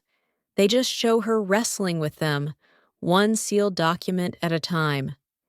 Isabeau's story shows the dangerous edge of using love letters for politics. When correspondence fails, when negotiations collapse, when choices prove disastrous, the letters remain as evidence. Unlike conversations that fade from memory, letters preserve decisions forever, available for future judgment. Isabeau's correspondence gave her power, but it also provided ammunition for her enemies. Every letter was simultaneously a political tool and a potential exhibit in her trial by history. The candle burns low in those royal chambers, and Isabeau seals another letter with trembling hands. She knows this correspondence might be read as treason. She sends it anyway because what choice does she have? Survival sometimes requires betrayal, or what looks like betrayal from certain angles. Her letters will echo through centuries, debated, analyzed, condemned, occasionally defended, but never fully understood because understanding would require impossible knowledge of her heart behind the careful words. You find yourself in the streets of medieval Norwich, the year 1413, following a woman who won't stop talking. Marjorie Kempe is about 40 years old, and she's crying again. She cries constantly. Actually, loud sobbing fits that disrupt church services and make travelers refuse to journey with her. But she's also writing, or rather dictating, because she can't write herself. And the letters and testimonies she produces are among the strangest documents in medieval history. Mystical visions employed as political shields, religious ecstasy weaponized against anyone who tries to silence or harm her. Marjorie Kempe wasn't born to power. She was a merchant's daughter who married a merchant, had 14 children, tried running businesses that failed, and then, around age 40, began having religious visions. Or she claimed to have them. The line between genuine mystical experience and calculated performance is impossible to draw. And maybe Marjorie herself didn't know where one ended and the other began. What matters is that she learned to use her supposed direct relationship with Christ as armor against a world that wanted to control her. Medieval society had no good category for Marjorie. She was married, so she couldn't be a nun. She was a laywoman, so she had no official religious authority. She traveled constantly, which was suspicious for women. She preached, which was forbidden to females.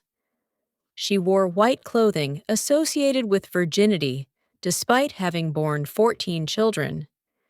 She should have been arrested, tried for heresy, possibly burned. Instead, she survived for decades. And she survived through letters, testimonials from clergy affirming her orthodoxy, written records of her visions, correspondence with bishops seeking approval for her unusual lifestyle. You read a letter she dictated to the Archbishop of Canterbury around 1413, requesting permission to travel on pilgrimage and to continue her religious practices. The letter is a masterpiece of strategic self-presentation.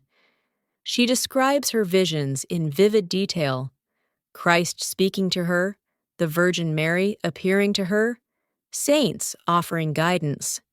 But she frames these experiences using language drawn from approved mystics like Bridget of Sweden and Catherine of Siena, demonstrating that her visions fit orthodox patterns. She emphasizes her obedience to church authority, her frequent confession, her desire to serve God within approved structures. The Archbishop could have rejected her request. Many local priests wanted her silenced, but Marjorie's letter gave him something useful. Her visions, conveniently, often supported church positions and condemned heresy. She claimed Christ told her that proper Catholics would triumph over Lollards, the heretical movement troubling English authorities. Her mystical experiences validated Orthodox theology. The Archbishop, reading her letter, saw someone who could be useful, and he granted permission. Historians still argue whether Marjorie was a genuine mystic or a con artist using religion for personal freedom. The evidence supports both interpretations simultaneously. Her visions probably felt real to her. Medieval people experienced religion differently than modern skeptics do, and the boundary between spiritual experience and psychological phenomenon was fluid. But she also clearly understood how to present those visions strategically, which ones to emphasize in letters to which authorities, how to frame religious experience to achieve practical goals like travel permission or protection from prosecution. You discover letters written on Marjorie's behalf by various clergy she encountered during her travels. She journeyed to Jerusalem, Rome, Santiago de Compostela, and all over England.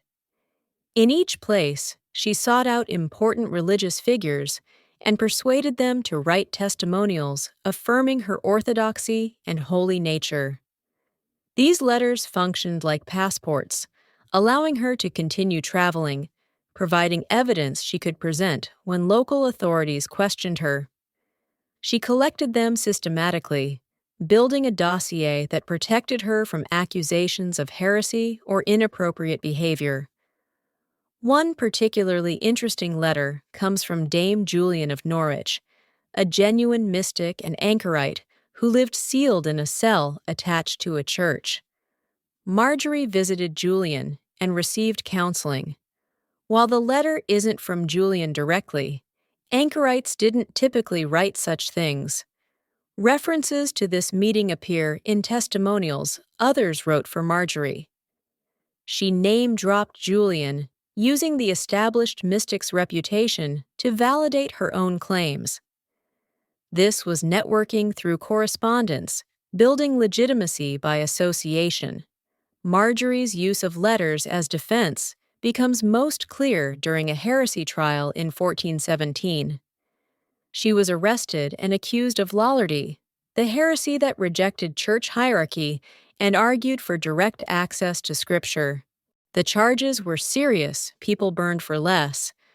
But Marjorie produced a collection of letters from bishops and clergy affirming her orthodoxy.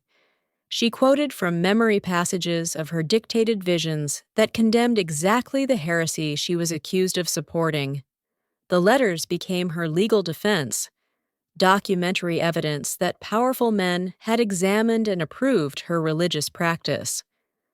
The trial records, which function like correspondence between Marjorie and her accusers, show her rhetorical skill. When questioned about theology, she answered using scripture and church teaching. When challenged about her tears and emotional displays, she cited precedents from saints' lives. When criticized for traveling without her husband, she produced letters confirming he'd given permission and that church authorities had approved. Every accusation met with documented response. You rate exchanges between Marjorie and various priests who tried to control her. Some wrote ordering her to stop preaching, to dress conventionally, to stay home. Her responses are fascinating. She never directly defied them, but she reinterpreted their instructions through her visions. Christ had commanded her to wear white, so earthly authorities couldn't counter divine orders. God had called her to travel, so remaining home would be disobedience to a higher power. She used claims of divine communication to override human authority while maintaining rhetorical obedience. Her letters also reveal her use of emotional manipulation. She wrote to various nobles and wealthy merchants requesting financial support for her travels, describing her holy mission in terms designed to make refusal seem like rejecting God's work. She promised to pray for donors and their families, implicitly suggesting that not supporting her might have spiritual consequences. Some people gave her money, others avoided her, but she kept writing letters, kept requesting support, surviving on a combination of charity and her husband's income. Marjorie's relationship with her husband John appears in correspondence and testimony. She persuaded him to take a vow of chastity with her, freeing her from marital sexual obligations. The documents recording this agreement show her negotiating. She'd pay his debts if he'd agree to celibacy. This wasn't mystical vision. This was practical bargaining documented in quasi-legal form. She used every available tool, mixing spiritual claims with economic negotiation, whatever worked to gain autonomy. Some of her letters discuss her children, whom she largely abandoned to pursue her religious calling. She expressed guilt about this in confessions recorded by her scribe, but she also justified it through visions where Christ told her that spiritual children, those she inspired to devotion, mattered more than biological offspring. This self-justification through mystical authority allowed her to violate the maternal expectations medieval society imposed on women. The ultimate product of Marjorie's dictation was the Book of Marjorie Kempe, the first autobiography in English, dictated to scribes who wrote down her life story, including her letters and visions. The book itself functioned as an extended letter to posterity, a defense of her choices, an argument for women's right to direct religious experience. It wasn't published in her lifetime, it couldn't be. Printing didn't exist yet, but she had copies made and circulated, continuing her project of self-justification through the written word. Marjorie Kempe died sometime after 1438, probably in her 60s, having traveled thousands of miles, having survived multiple heresy accusations, having dictated a book that preserved her voice across 6 centuries. She succeeded by turning her gender's supposed weakness emotional excess, inability to control feelings, into spiritual authority. Her tears became evidence of divine favor. Her inability to stay quiet became proof that God compelled her speech, and her letters and testimonials became shields against anyone who tried to silence her. You watch as Marjorie dictates another passage to her scribe, her voice hoarse from crying, her words tumbling out in the distinctive voice that makes her book so readable. She's performing, yes, but she's also surviving, using the only tools available to a woman with no official status no wealth, no power, except the words she could persuade others to write down. Her love letters weren't romantic. They were addressed to Christ, and they bought her freedom, one mystical vision at a time. You're sitting in a great hall in Aquitaine, the year 1160, and a troubadour has just finished performing a love song so elaborate, so coded with political meaning, that half the audience looks confused while the other half exchanges knowing glances. The woman who commissioned this performance, Countess Marie, daughter of Eleanor of Aquitaine, watches carefully to see who understands the real message. This isn't entertainment. This is propaganda set to music. And the love song everyone just heard is actually a political manifesto about which nobles should support which faction in an upcoming dispute. The troubadour tradition and the culture of courtly love it promoted provided medieval women with perhaps their most sophisticated tool for political communication. Troubadours were poet-musicians, mostly men, who traveled between courts performing songs about love, honor, and service. Noble women, especially powerful ones, became their patrons, commissioning specific songs with specific themes. On the surface, this was cultural patronage. In reality, it was political messaging with plausible deniability built in. You learn that the classic troubadour song involved a knight serving a lady of higher status, loving her from afar, performing deeds to prove his devotion, never expecting fulfillment. This narrative structure devoted service to an idealized superior who may never reciprocate wasn't really about romance. It was a metaphor for feudal relationships, for political loyalty, for the bonds between vassals and lords. When a noble woman commissioned songs about faithful service despite obstacles, she was making arguments about political allegiance. Marie of Champagne, Eleanor of Aquitaine's daughter, became the most famous patroness of troubadour culture. She presided over a court in Champagne where poets gathered, where elaborate love debates occurred, where the rules of courtly love were supposedly codified. But these weren't frivolous games.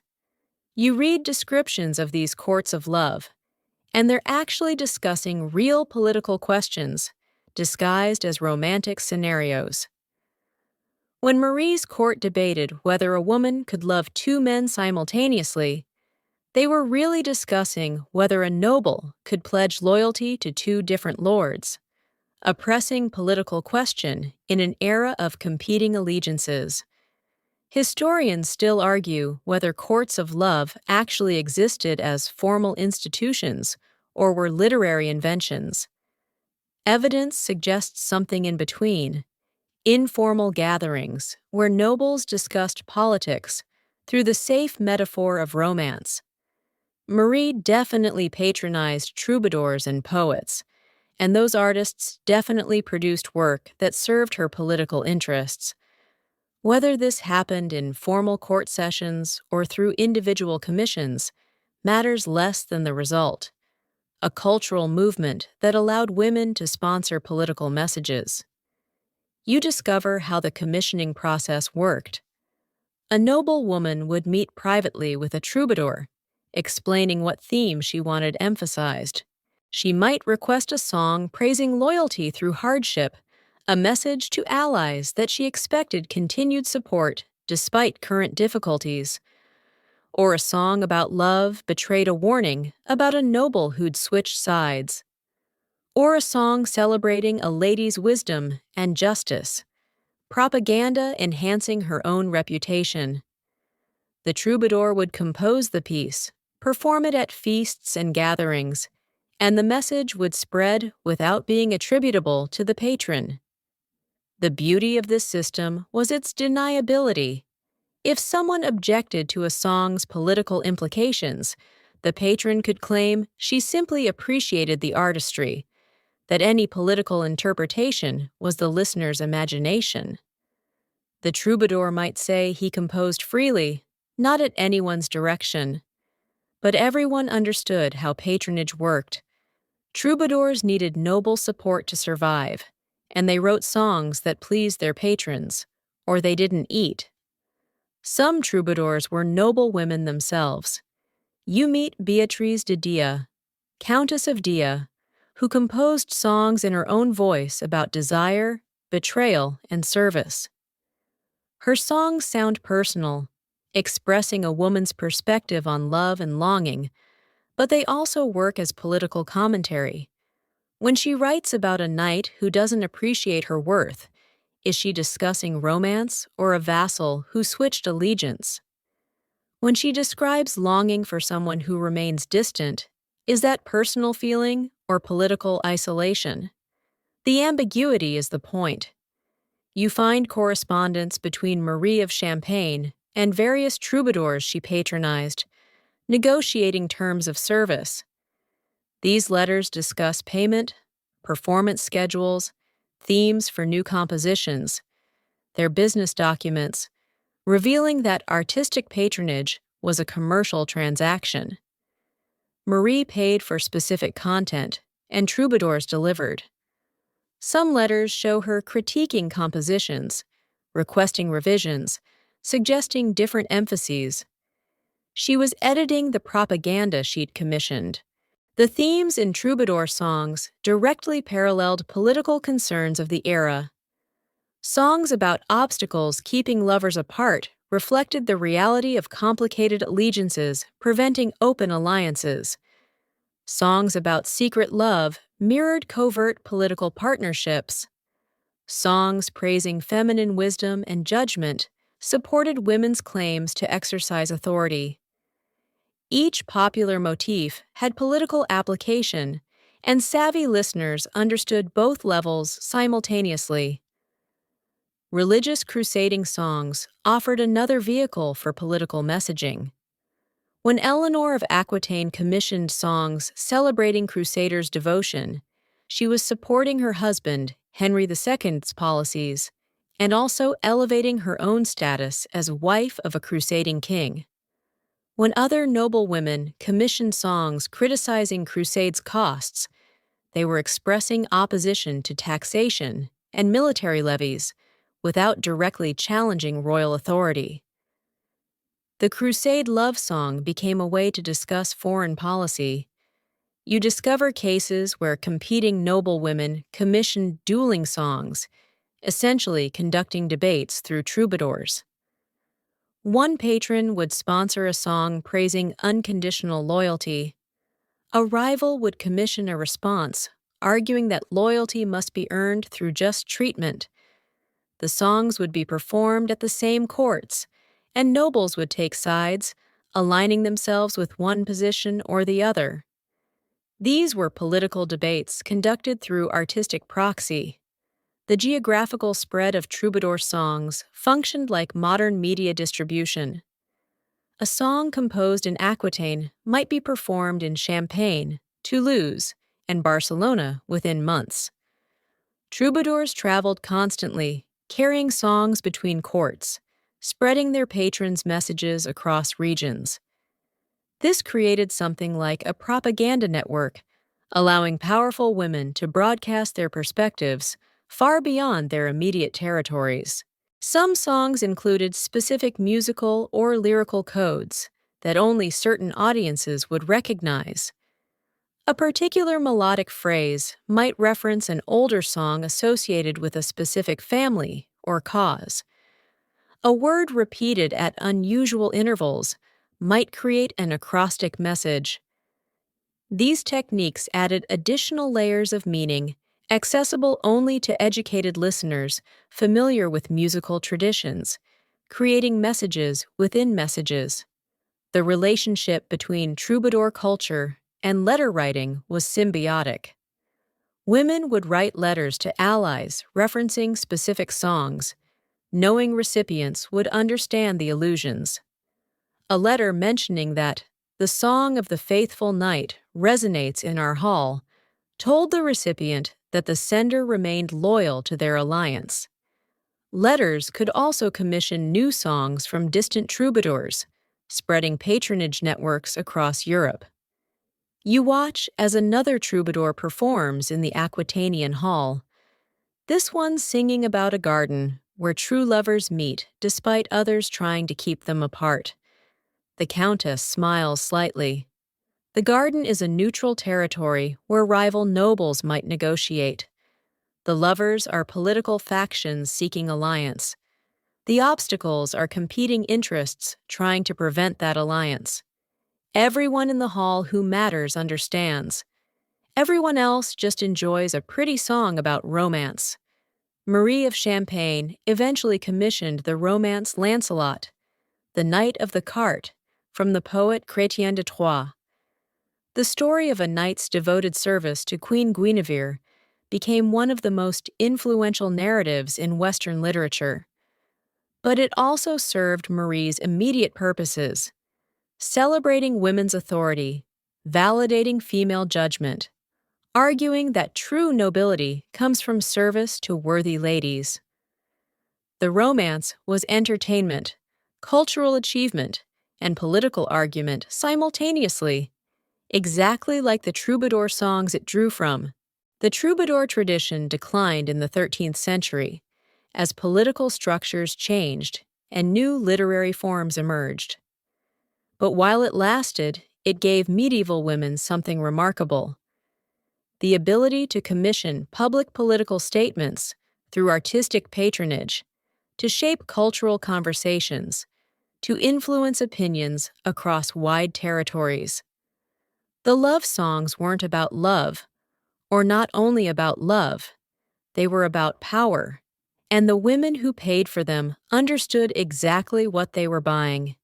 You stand on a rain-swept battlefield in Yorkshire, the year 1461, and everywhere you look, there's mud and blood and the wreckage of armies.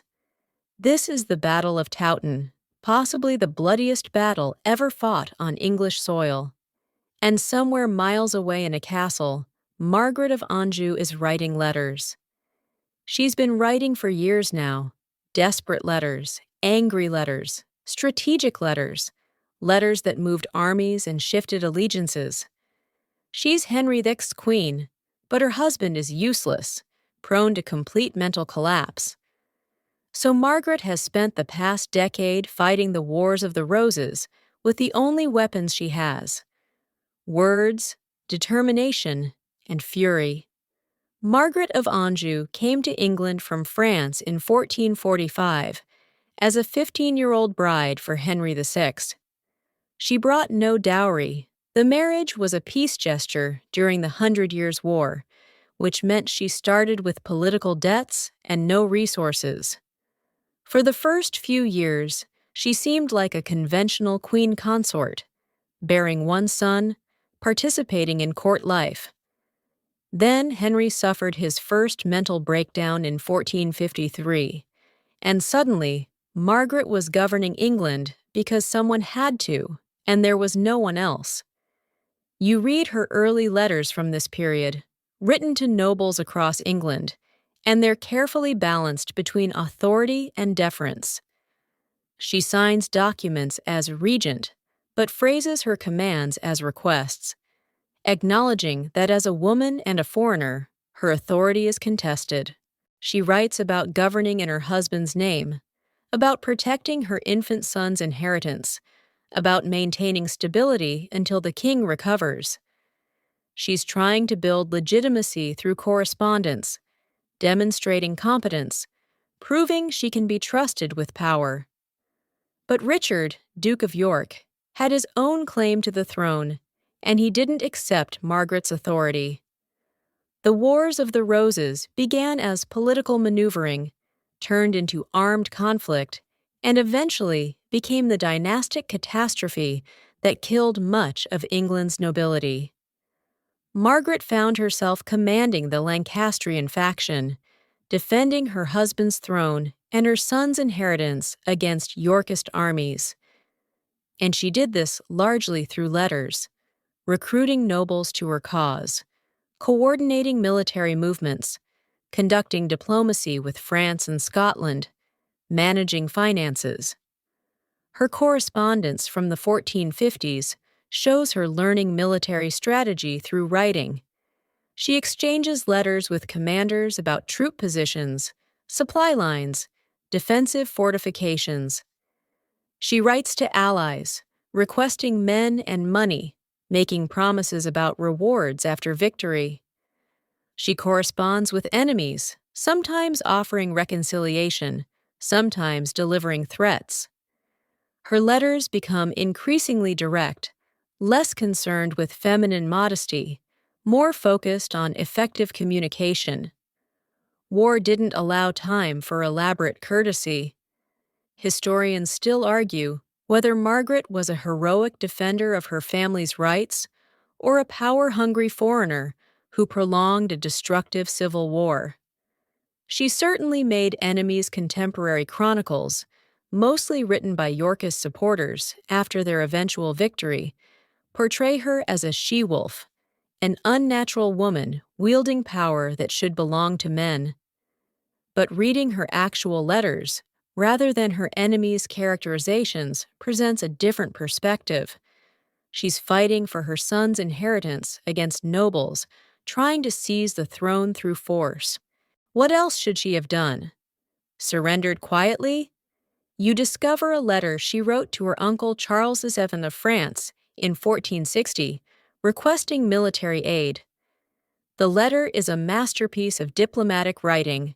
She appeals to family loyalty, reminds him of England's weakness as an opportunity for French advantage, argues that supporting her will destabilize England's ability to threaten France. She's not just asking for help. She's making the case that helping her serves French interests. The letter worked. Charles provided some support, though not as much as Margaret needed. Her letters to Scottish leaders show similar strategic thinking. Scotland and England were traditional enemies, so Margaret offered her son in marriage to a Scottish princess in exchange for military support. Her letters frame this alliance as mutually beneficial. Scotland gets influence over a future English king. Margaret gets armies to fight Yorkists. She's conducting international diplomacy through correspondence, building alliances that keep her cause viable even when English support wavers. Some of Margaret's letters focus on financial desperation. The Lancastrian treasury was depleted by constant warfare, and she constantly needed money to pay soldiers, bribe wavering nobles, purchase supplies. She wrote to loyal supporters requesting loans. She pawned royal jewels, documenting transactions in careful letters that promised eventual repayment. She negotiated with merchants, offering future tax concessions in exchange for immediate credit. These financial letters show the unglamorous reality of medieval warfare. You can't fight without money, and getting money requires constant correspondence with anyone who might lend. You find letters between Margaret and Henry when they were separated by military campaigns. Her tone with him is protective, almost maternal.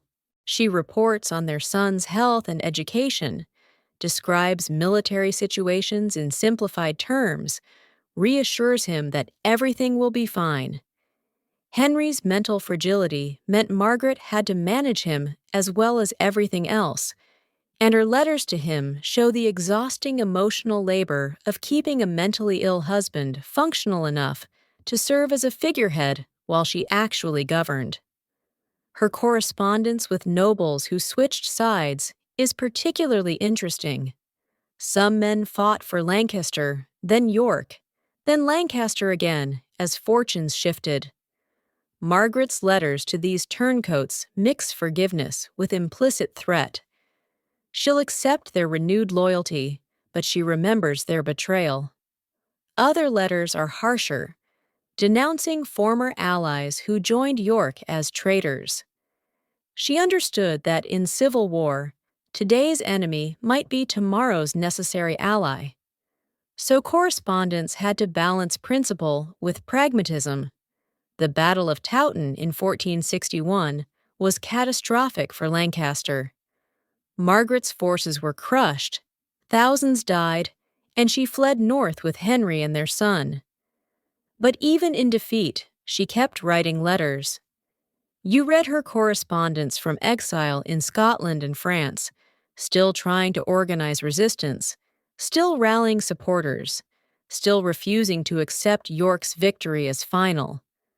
For someone who'd lost everything, she remained remarkably active, as if sheer determination and correspondence could reverse military reality.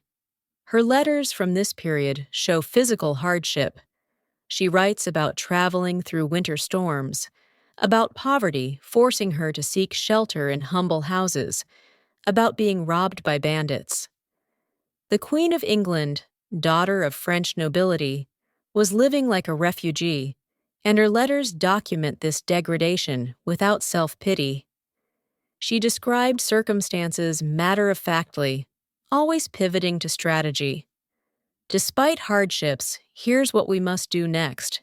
Here's how we continue fighting.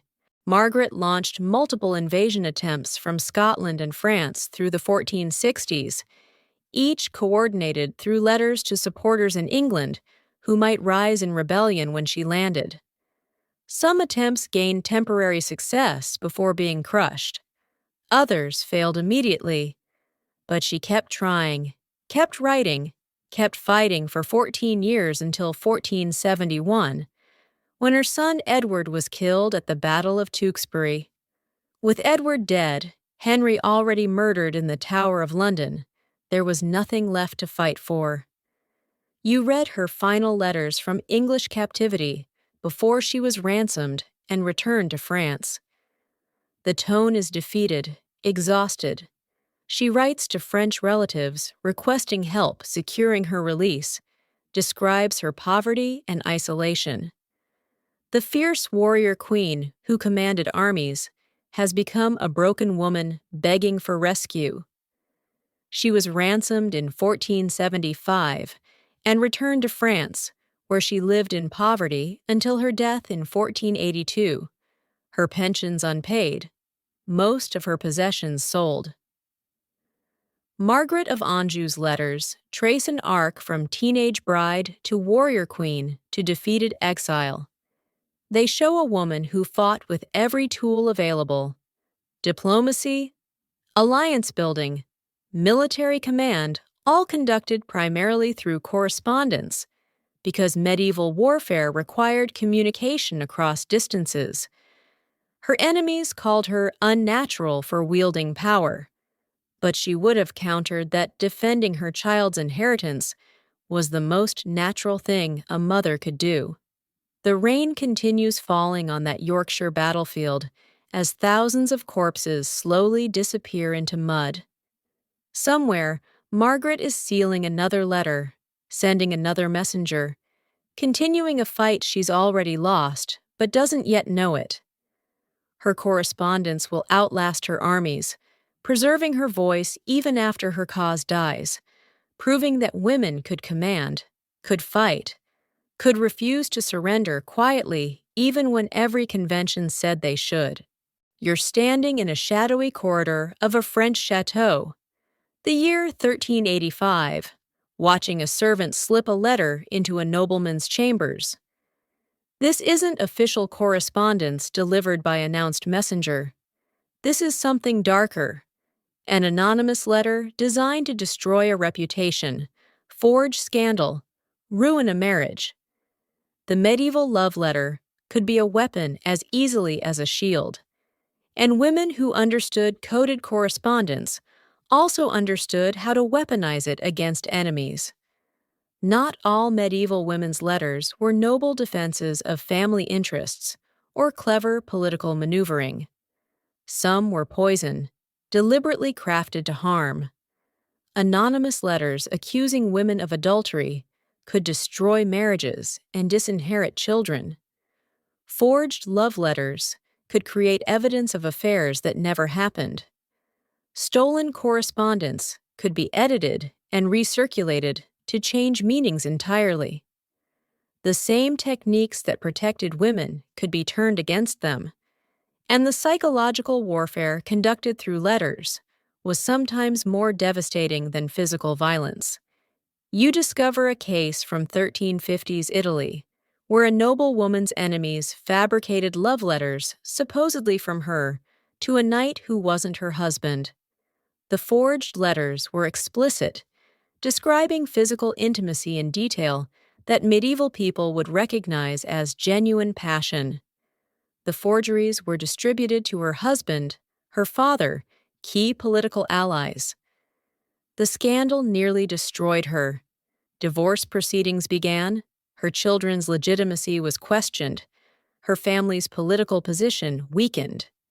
She fought back with her own letters, swearing innocence, demanding the accusers prove authenticity, pointing out inconsistencies in the forgeries.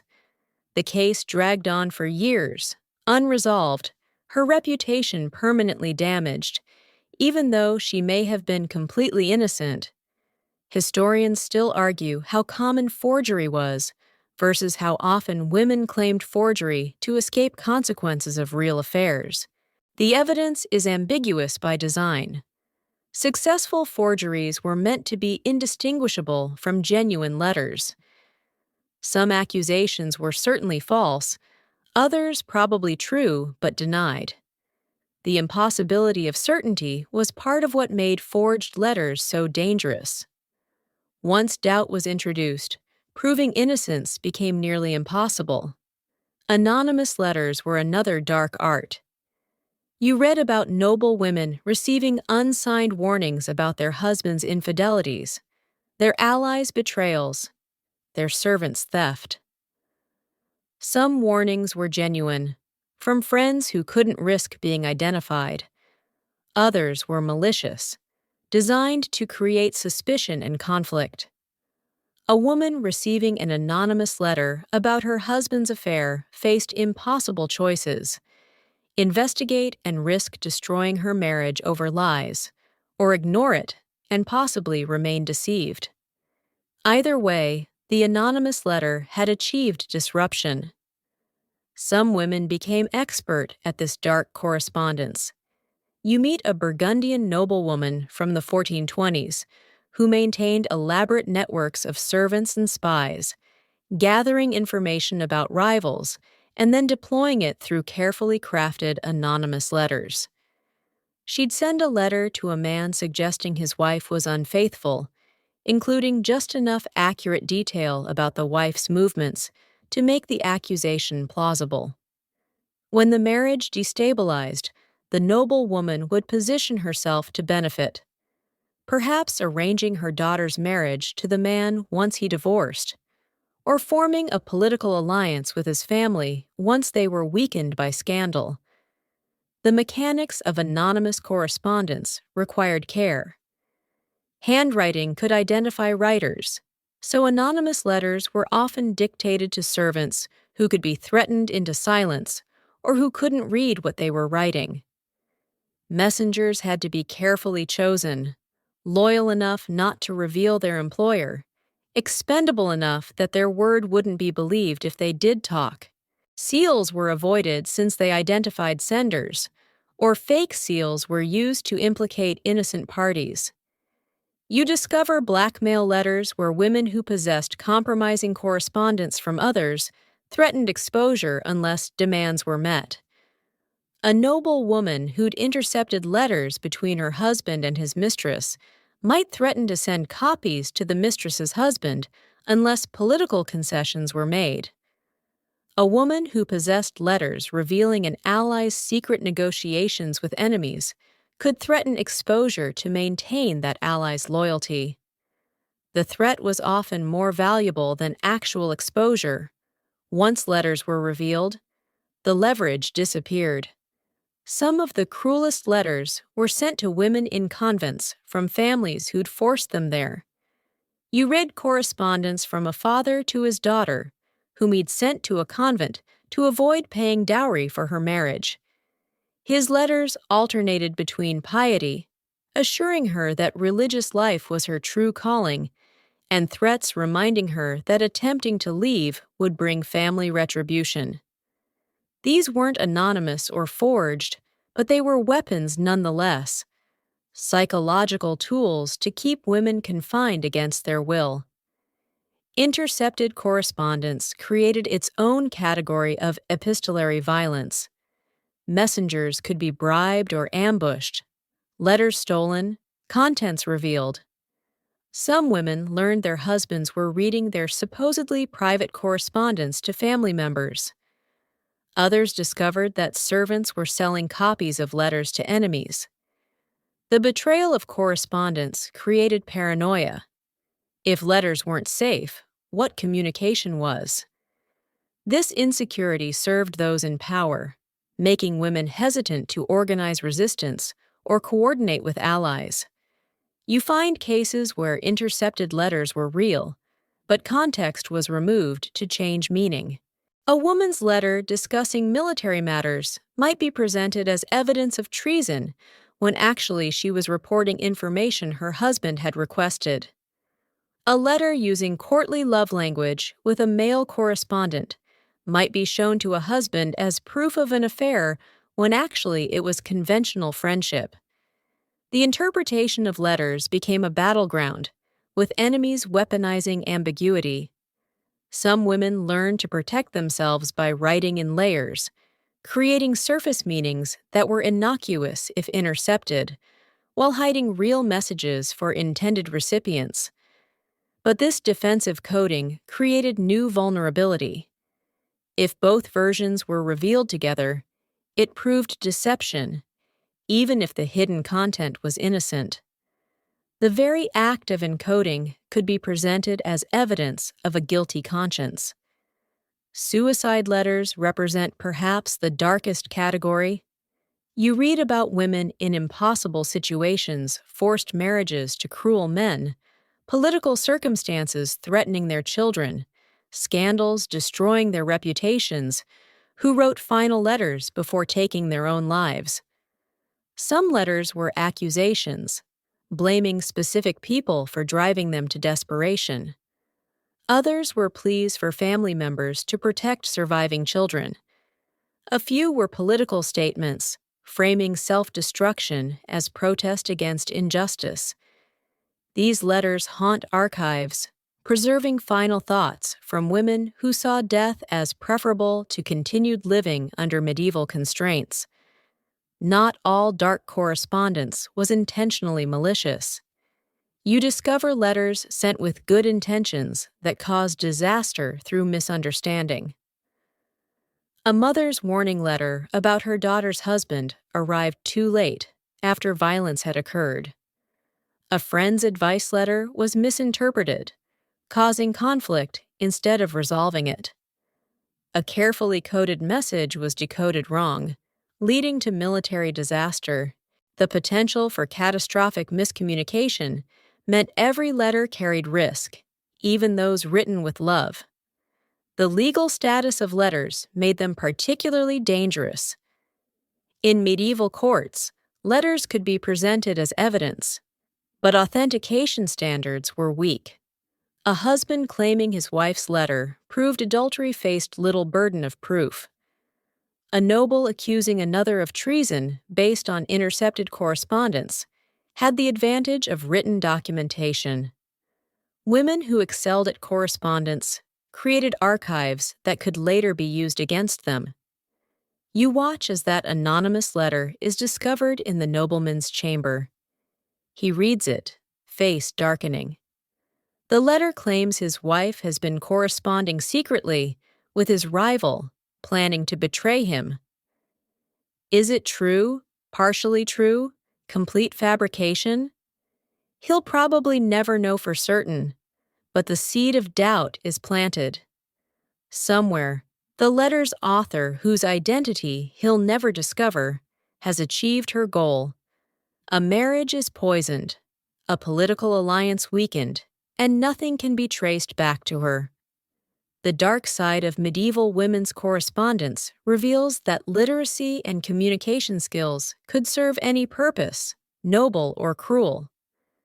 The same techniques that allowed women to survive also allowed them to destroy rivals. The love letter wasn't always love.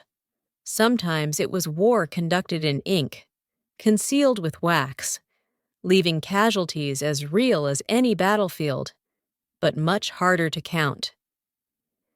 You stand in a cold room in a half-destroyed castle, the year 1531, watching Catherine of Aragon compose another letter to her husband, except he's not really her husband anymore, according to him, though she insists he still is. King Henry VIII wants to divorce her to marry Anne Boleyn and produce a male heir. Catherine refuses to cooperate, refuses to disappear quietly into a convent, refuses to admit their marriage was invalid. She has only one weapon left, her pen, and for 6 years she'll wield it with devastating precision, writing letters that force Henry to justify himself, that rally European support to her cause, that preserve her dignity even as everything else is stripped away. Catherine of Aragon came to England in 1501 as a Spanish princess, married briefly to Henry's older brother Arthur, who died within months. After years of diplomatic uncertainty, she married Henry in 1509, and for 20 years they seemed relatively happy despite her failure to produce a surviving male heir. She had multiple pregnancies, but only one daughter, Mary, lived. By 1525, Henry was worried about succession and infatuated with Anne Boleyn. By 1527, he was seeking annulment, claiming his marriage to his brother's widow had been invalid from the start. Catherine's letters from this period show her immediate understanding of what's at stake. If the marriage is declared invalid, her daughter Mary becomes illegitimate, losing her claim to inherit the throne. Catherine herself would lose her status, her income, her position, but more than personal consequences, she seems genuinely convinced the marriage was valid and that Henry's annulment attempts were sinful. Her letters argue theology, canon law, and morality with sophistication that surprised many male contemporaries who underestimated her. You read a letter she wrote to Pope Clement VII in 1528, appealing directly to Rome to prevent the annulment. The letter is remarkable, written in Latin, demonstrating her education, citing legal precedents and biblical passages. She doesn't plead emotionally. She argues systematically that the dispensation allowing her to marry Henry after Arthur's death was legitimate, that her first marriage was never consummated, so no barrier existed, that Henry's current arguments contradict positions he'd held for 20 years. She's lawyering in correspondence, building a legal case through letters because she can't appear in person at the papal court. Historians still argue whether Catherine was defending principle or simply protecting her daughter's inheritance. Probably both medieval people didn't separate personal interest from moral conviction the way modern analysis tries to. Catherine believed she was queen, that her marriage was valid, and that submitting to annulment would be sinful. That belief aligned perfectly with her interest in protecting Mary's legitimacy. The convergence made her an implacable opponent. Her correspondence with Henry during these years is heartbreaking.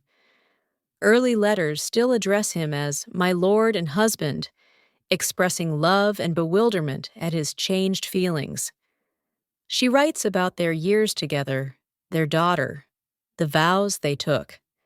But she also refuses his demands that she enter a convent or acknowledge the marriage's invalidity. Her letters walk a careful line, maintaining wifely respect while absolutely refusing to cooperate with his plans. Henry's letters to her grow increasingly frustrated and then angry. He demands obedience, threatens consequences, insists the marriage was never valid. Catherine responds with letters that are respectful in form but immovable in content. She'll obey him in all things except this one matter of conscience. She cannot admit to living in sin for 20 years. She cannot bastardize their daughter. She will not surrender regardless of consequences. You discover letters she wrote to her nephew, Emperor Charles V of Spain, requesting military and diplomatic intervention. These letters are more strategic. She frames Henry's annulment attempt as an insult to Spain, as an attack on Charles's family honor. She suggests that Charles's influence over the Pope could prevent the annulment, that Spanish pressure on England could force Henry to abandon the plans. She's activating international networks, using family connections to apply pressure Henry can't ignore. Her letters to Mary show a different tone. Entirely maternal, protective, urging her daughter to remain faithful to Catholicism and to her own legitimacy regardless of what her father claims. Catherine writes about endurance, about trusting God, about maintaining dignity in defeat. She's preparing Mary for a future where she might be declared illegitimate, but should never accept that designation. These letters are training manuals for principled resistance. The legal proceedings dragged on for years, and Catherine's letters document every stage.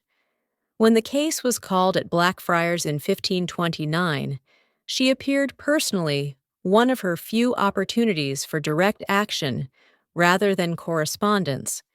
She knelt before Henry, gave a speech defending their marriage, then walked out and refused to return, declaring that as a foreign princess, she wouldn't receive justice in English courts. Afterwards, she returned to letters as her primary tool, appealing to Rome, corresponding with supporters, maintaining her position. By 1531, Henry had moved to separate Catherine from court, isolating her in various castles far from London. Her letters from these years show increasing desperation mixed with unbroken will. She writes about poor health, inadequate provisions, separation from her daughter, all hardships designed to break her resistance. But every letter ends the same way. She remains Henry's wife. She will not accept annulment. She trusts in God's justice. You read letters where she's reduced to begging for basic necessities, warmer clothing, better food, medical care. Henry deliberately kept her in discomfort, hoping deprivation would force submission. She complained in letters, but never surrendered. Some letters discussed financial problems. Henry stopped her income, and she struggled to pay servants. Yet she maintained a small household, preserved royal dignity despite poverty, continued writing letters asserting her status. Her correspondence network was impressive considering her isolation. She managed to send letters to Rome, to Spain, to supporters in England despite Henry's attempts to control her communication. Some letters were smuggled out by loyal servants. Others were carried by her Spanish confessor, who had diplomatic immunity. She used every available channel, working around restrictions through ingenuity and determination. In 1533, Henry married Anne Boleyn regardless of papal approval, and English courts declared Catherine's marriage invalid. She was now officially Princess Dowager, widow of Prince Arthur, not queen. Her letters from this period refuse the new title. She signs every letter Catherine the Queen until her death. She wouldn't accept the downgrade, wouldn't cooperate with the fiction that she'd never been queen. Her signature became an act of resistance. Letters between Catherine and Mary were intercepted and sometimes prevented entirely. Henry feared they were coordinating resistance. The times Catherine couldn't write to her daughter are marked by anxious letters to others requesting news of Mary, begging that messages be conveyed. The separation tormented her more than her own suffering, and her letters document that maternal anguish, alongside political determination. Catherine's final letters, written in late 1535 and early January 1536 as she was dying, maintain her position to the end. She writes to Henry addressing him as husband, forgives him for wrongs done to her, requests that he care for Mary, and signs as his wife. The letter is simultaneously conciliatory and defiant. Forgiving him implies he wronged her, which contradicts his position. Even dying, she wouldn't grant him the validation he wanted. She died January 7, 1536, probably of cancer, though some suspected poison. Her final letter to Henry, delivered after her death, was both love letter and political document, expression of personal feeling and public statement. By preserving her position unto death, she denied Henry the legitimacy he sought. Her constancy became legendary, making his case look weak by comparison. Catherine of Aragon's letters show correspondence as last resort and final dignity. When every other power was stripped away, when she was isolated and impoverished, when everyone advised submission, she still had her pen and her will. She couldn't prevent Henry's remarriage or protect her daughter from being declared illegitimate, but she could refuse to cooperate, could maintain truth as she understood it, could leave behind letters that testified to her resistance. 6 centuries later, her signature, Catherine the Queen, still asserts what Henry spent years trying to erase. You're holding a piece of parchment, feeling its rough texture, watching candlelight flicker across careful script. This is 1250, somewhere in France, and you're examining the physical reality of medieval correspondence, not the content now, but the objects themselves. A letter wasn't just words. It was a material artifact, expensive to produce, carefully sealed, carried by humans across dangerous distances.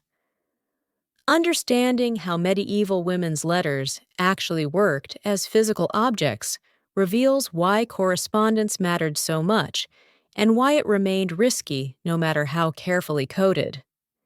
The parchment itself represented significant expense, made from animal skins, usually sheep, goat, or calf. Each sheet required slaughtering an animal, removing hair and flesh, stretching and scraping the skin, treating it with lime, drying it carefully. A single letter might cost what a peasant earned in a week. Vellum, the finest parchment made from calfskin, cost even more. This expense meant that letter writing was inherently an elite activity. Peasant women might send oral messages, but they couldn't afford written correspondence. You watch a scribe prepare to write. First, the parchment must be ruled with faint lines to keep writing straight done by scoring with a stylus or drawing with lead point. Ink must be mixed from ingredients like oak galls, iron salts, and gum arabic. The mixture had to have the right consistency. Too thin, and it would bleed through parchment. Too thick, and it wouldn't flow from the quill. Getting ink wrong could ruin expensive parchment and waste hours of work. The quills came from bird feathers, usually goose or swan, and required careful preparation. You watch as a scribe cuts the feather at an angle, creates a slit for ink flow, shapes the point. Quills dulled quickly and needed constant recutting. A long letter might require multiple quills. Some wealthy women kept servants whose entire job was preparing writing materials, mixing ink, cutting quills, ruling parchment. For women without such resources, writing a letter required significant time investment before a single word was written. Historians still argue about literacy rates among medieval women. Most estimates suggest that in the 13th century, perhaps 5 to 10% of noble women could read, and even fewer could write. By the 15th century, Literacy was more common among aristocracy and wealthy merchant classes, but most women remained illiterate. This meant many women's letters were actually dictated to scribes, sometimes clergy, sometimes educated servants, sometimes professional letter writers. The act of dictation created privacy concerns. Scribes knew secrets, and ensuring their discretion required trust or threats. You discover that handwriting itself conveyed information. Medieval scripts varied by region, time period, and purpose. Formal bookhands looked different from cursive scripts used for correspondence. A woman might employ different scripts for different recipients: formal writing for important nobles or clergy, casual script for family. Some women deliberately varied handwriting to make letters harder to authenticate if intercepted. Others developed distinctive hands that functioned like signatures, making forgery more difficult. Sealing the letter was crucial and complex. You watch as wax is melted, usually red for important correspondence, though other colors existed. The writer drips hot wax onto the folded parchment where edges meet, then quickly presses a seal into the cooling wax before it hardens. The seal might be a signet ring worn on the finger or a larger matrix kept in a locked box. The impression left in wax authenticated the letter. This proved who sent it theoretically, but seals could be forged, broken, and reapplied, or impressed, while the legitimate owner was distracted or coerced. Some women kept their seals under careful guard, understanding that control of the seal meant control of their official correspondence. You find cases where women fleeing dangerous situations took their seals with them, sometimes leaving everything else behind. The seal was identity, authority, voice. The folded and sealed letter now needed delivery, which created its own challenges. Professional messengers existed for regular routes between major cities, but personal correspondence often relied on servants, trusted acquaintances, traveling clergy, or merchants making journeys. Anyway, these messengers might be illiterate, carrying letters without knowing their content. Others could read and might be tempted to peek at valuable intelligence or be bribed to reveal or tamper with letters they carried. You follow a messenger leaving a castle with a letter. He faces immediate dangers: robbery by bandits who might steal the letter, hoping it's valuable, capture by enemies who want to intercept correspondence, delays from weather that could make time-sensitive information useless, death from disease or accident that would lose the letter entirely. Medieval correspondence moved at roughly walking speed, maybe 20 to 30 miles per day on good roads in fair weather. A letter from London to Rome might take 3 weeks if everything went perfectly, months if problems arose. Some women used multiple messengers carrying duplicate letters via different routes, insurance against loss. Others sent preliminary letters warning that important correspondence would follow, so recipients knew to expect something. The most sensitive letters might be delivered orally, with written documents serving only as authentication that the messenger came from the claimed sender. The messenger would memorize the real message, destroying the written version if captured. The cost of sending letters limited how often medieval women could correspond. Messengers expected payment, sometimes substantial amounts for long or dangerous journeys. Women managing households had to budget for correspondence alongside other expenses. This economic reality meant letters were often long, cramming multiple topics into a single expensive sending rather than exchanging frequent short notes as modern communication allows. You discover that some women maintained correspondence budgets documented in household accounts that survive. They show regular payments to messengers, purchases of parchment and wax, fees to scribes for writing or copying letters. These accounts reveal correspondence as a business expense, a professional activity requiring financial resources. Women without independent income depended on husbands or fathers to fund their letter writing, creating another form of control. Restricting access to writing materials or refusing to pay messengers could effectively silence women. Storage and record keeping presented challenges. Some households maintained letter archives, organizing correspondence by date or correspondent. These archives proved valuable for legal disputes producing letters, as evidence required, having kept them systematically. But storage also created vulnerability. If enemies raided your home, your archived letters could provide intelligence or evidence against you. Some women destroyed correspondence after reading, maintaining security at the cost of losing records. The physical vulnerability of parchment meant letters decayed over time unless carefully preserved. Water damage, fire, insects, rodents, all could destroy documents. Most medieval correspondence didn't survive, which means the letters historians study represent a tiny fraction of what was written. The survival bias is significant. Letters preserved in institutional archives or important collections survived better than personal correspondence discarded or lost. You examine a letter held up to light and notice tiny holes, not damage, but deliberate piercings. Some correspondence used pinpricks to mark significant words, creating patterns visible only when held to light at the correct angle. Others wrote with lemon juice or other substances between lines of visible text, creating invisible messages readable only when heated. These techniques added another layer to coded correspondence. Though they were difficult and time-consuming, the literacy required to read letters was different from the literacy required to write them.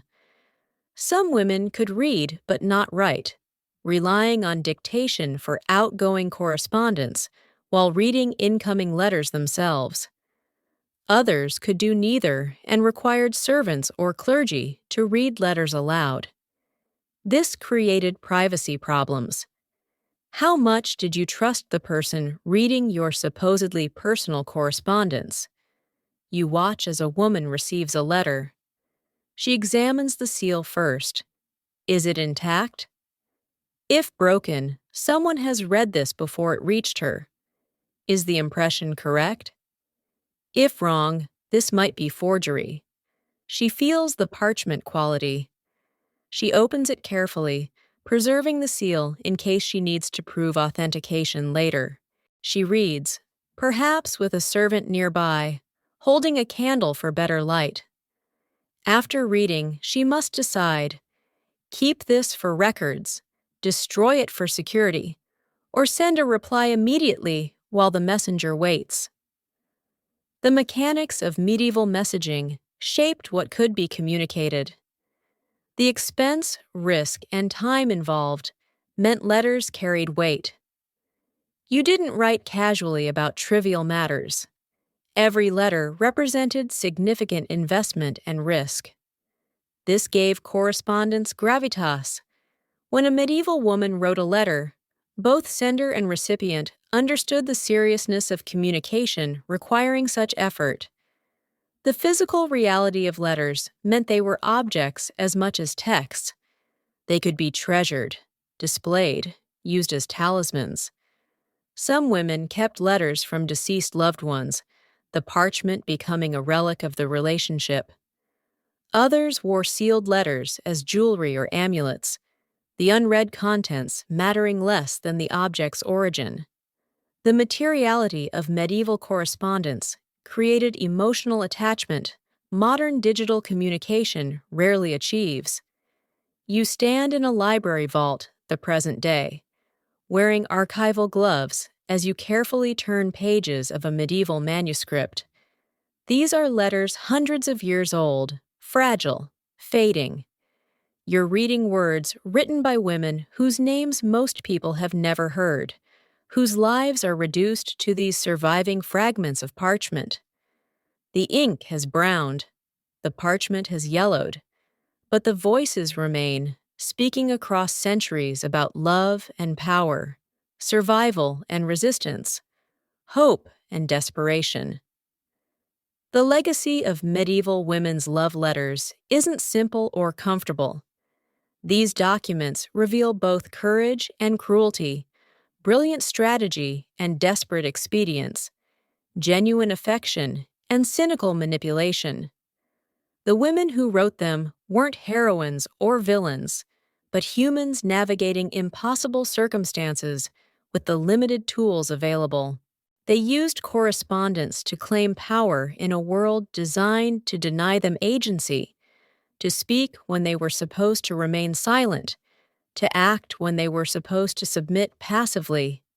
You think about Eleanor of Aquitaine, whose letters helped govern 2 kingdoms and launch rebellions.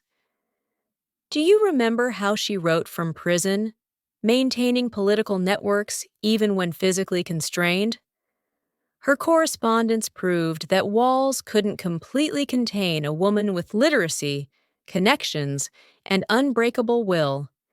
She demonstrated that letters could be instruments of governance as effective as armies, that influence could flow through ink as powerfully as through official decrees. The convent networks remain astonishing. Religious women supposedly withdrawn from worldly concerns, actually operating medieval Europe's most reliable communication infrastructure. Those nuns carrying letters between noble houses. Those abbacies maintaining correspondence with popes and queens. They created something remarkable. They show that institutions designed to control women could be repurposed, that spaces meant for containment could become hubs of connection and power. Christine de Pizan's revolutionary use of correspondence to argue for women's intellectual equality changed what seemed possible. She proved that a woman could earn her living through writing, could participate in public intellectual debates, could use letters as publication before printing presses existed. Every woman writer who came after her, and there were more than you might think, followed paths Christine mapped through her correspondence and advocacy. Historians still argue about how to interpret these letters. Were medieval women who used correspondence for political purposes feminist pioneers, or simply aristocrats protecting class privileges? The question assumes those categories are mutually exclusive, but they're not. A woman could fight for her family's power using strategies that also expanded possibilities for other women. Personal interest and broader liberation could align. The women who mastered epistolary politics may not have been trying to liberate all women, but they demonstrated female competence in ways that challenged assumptions about women's capabilities. You read letters from women whose names are lost, whose stories exist only in fragments. A merchant's wife in 14th century Florence, managing her husband's business through correspondence while he traveled. A Welsh noblewoman coordinating resistance against English invasion through coded messages. A German abbess negotiating with the Holy Roman Emperor about her convent's rights. Each letter preserved represents dozens or hundreds that didn't survive. Each named woman stands for countless others whose correspondence was destroyed or never written down. The marriage negotiations conducted through love letters reveal systems that were often cruel, but occasionally left room for individual agency. Not every medieval marriage was purely strategic transaction. Some couples developed genuine affection through correspondence before meeting, found common ground in letters that made arranged unions more bearable. The system constrained everyone, but within those constraints, human connection sometimes emerged unexpectedly. Class mattered enormously, but it didn't determine everything.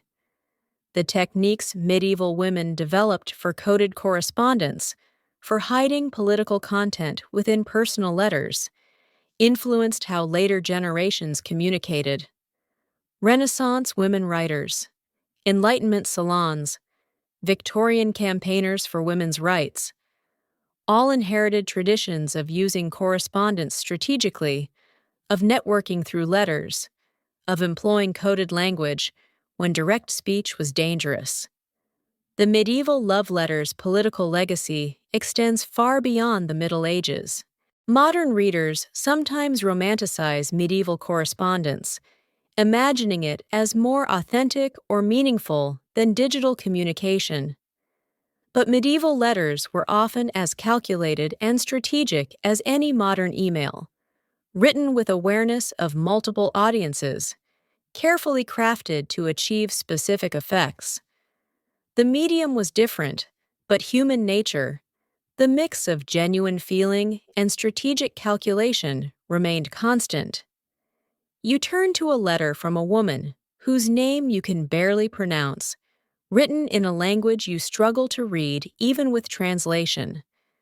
She writes to her daughter, offering advice about managing a difficult marriage, about protecting herself and her children, about enduring with dignity what cannot be changed. The specific circumstances are medieval, but the emotion transcends time. A mother trying to prepare her daughter for a harsh world, trying to give her tools for survival. This perhaps is the deepest legacy of medieval women's love letters. They preserve human voices across time, show women loving and fighting and suffering and strategizing and enduring. They prove that women in seemingly powerless positions found ways to act, to matter, to influence outcomes.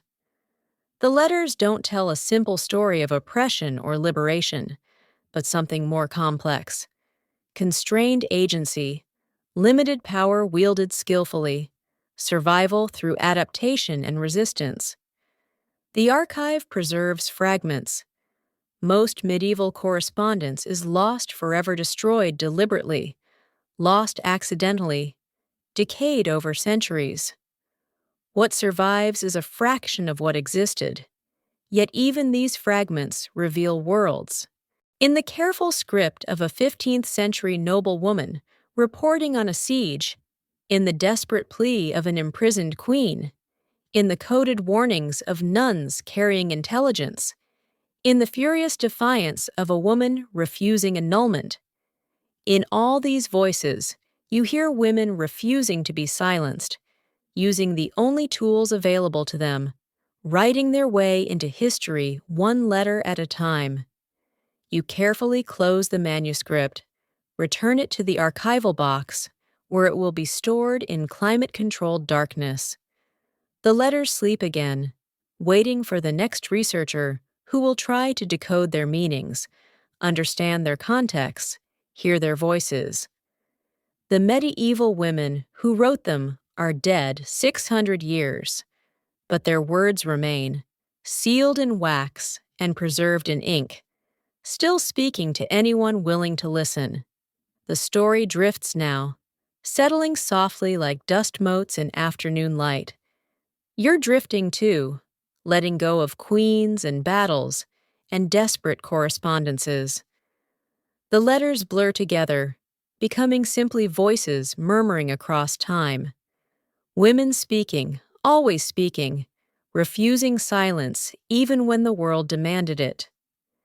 The ink fades, but their determination endures, preserved in archives and memories and stories told on quiet nights when sleep comes slowly. Imagine those medieval chambers one last time. The candles burning low, quills scratching parchment, seals pressed into warm wax, women writing into darkness, sending words out into uncertain futures, hoping someone would understand, someone would care, someone would remember. You're remembering now, and that's enough. That's everything they could have hoped for across the centuries separating their world from yours. The story is told, The letters are written, the ink is dry. Now there's only rest and the knowledge that history preserves more than we imagine, that the supposedly powerless often wielded unexpected influence, that a letter could change kingdoms and a woman with a pen could reshape the world. The medieval night settles around you, peaceful and complete, all stories told, all letters sealed and sent into the darkness that will eventually become dawn.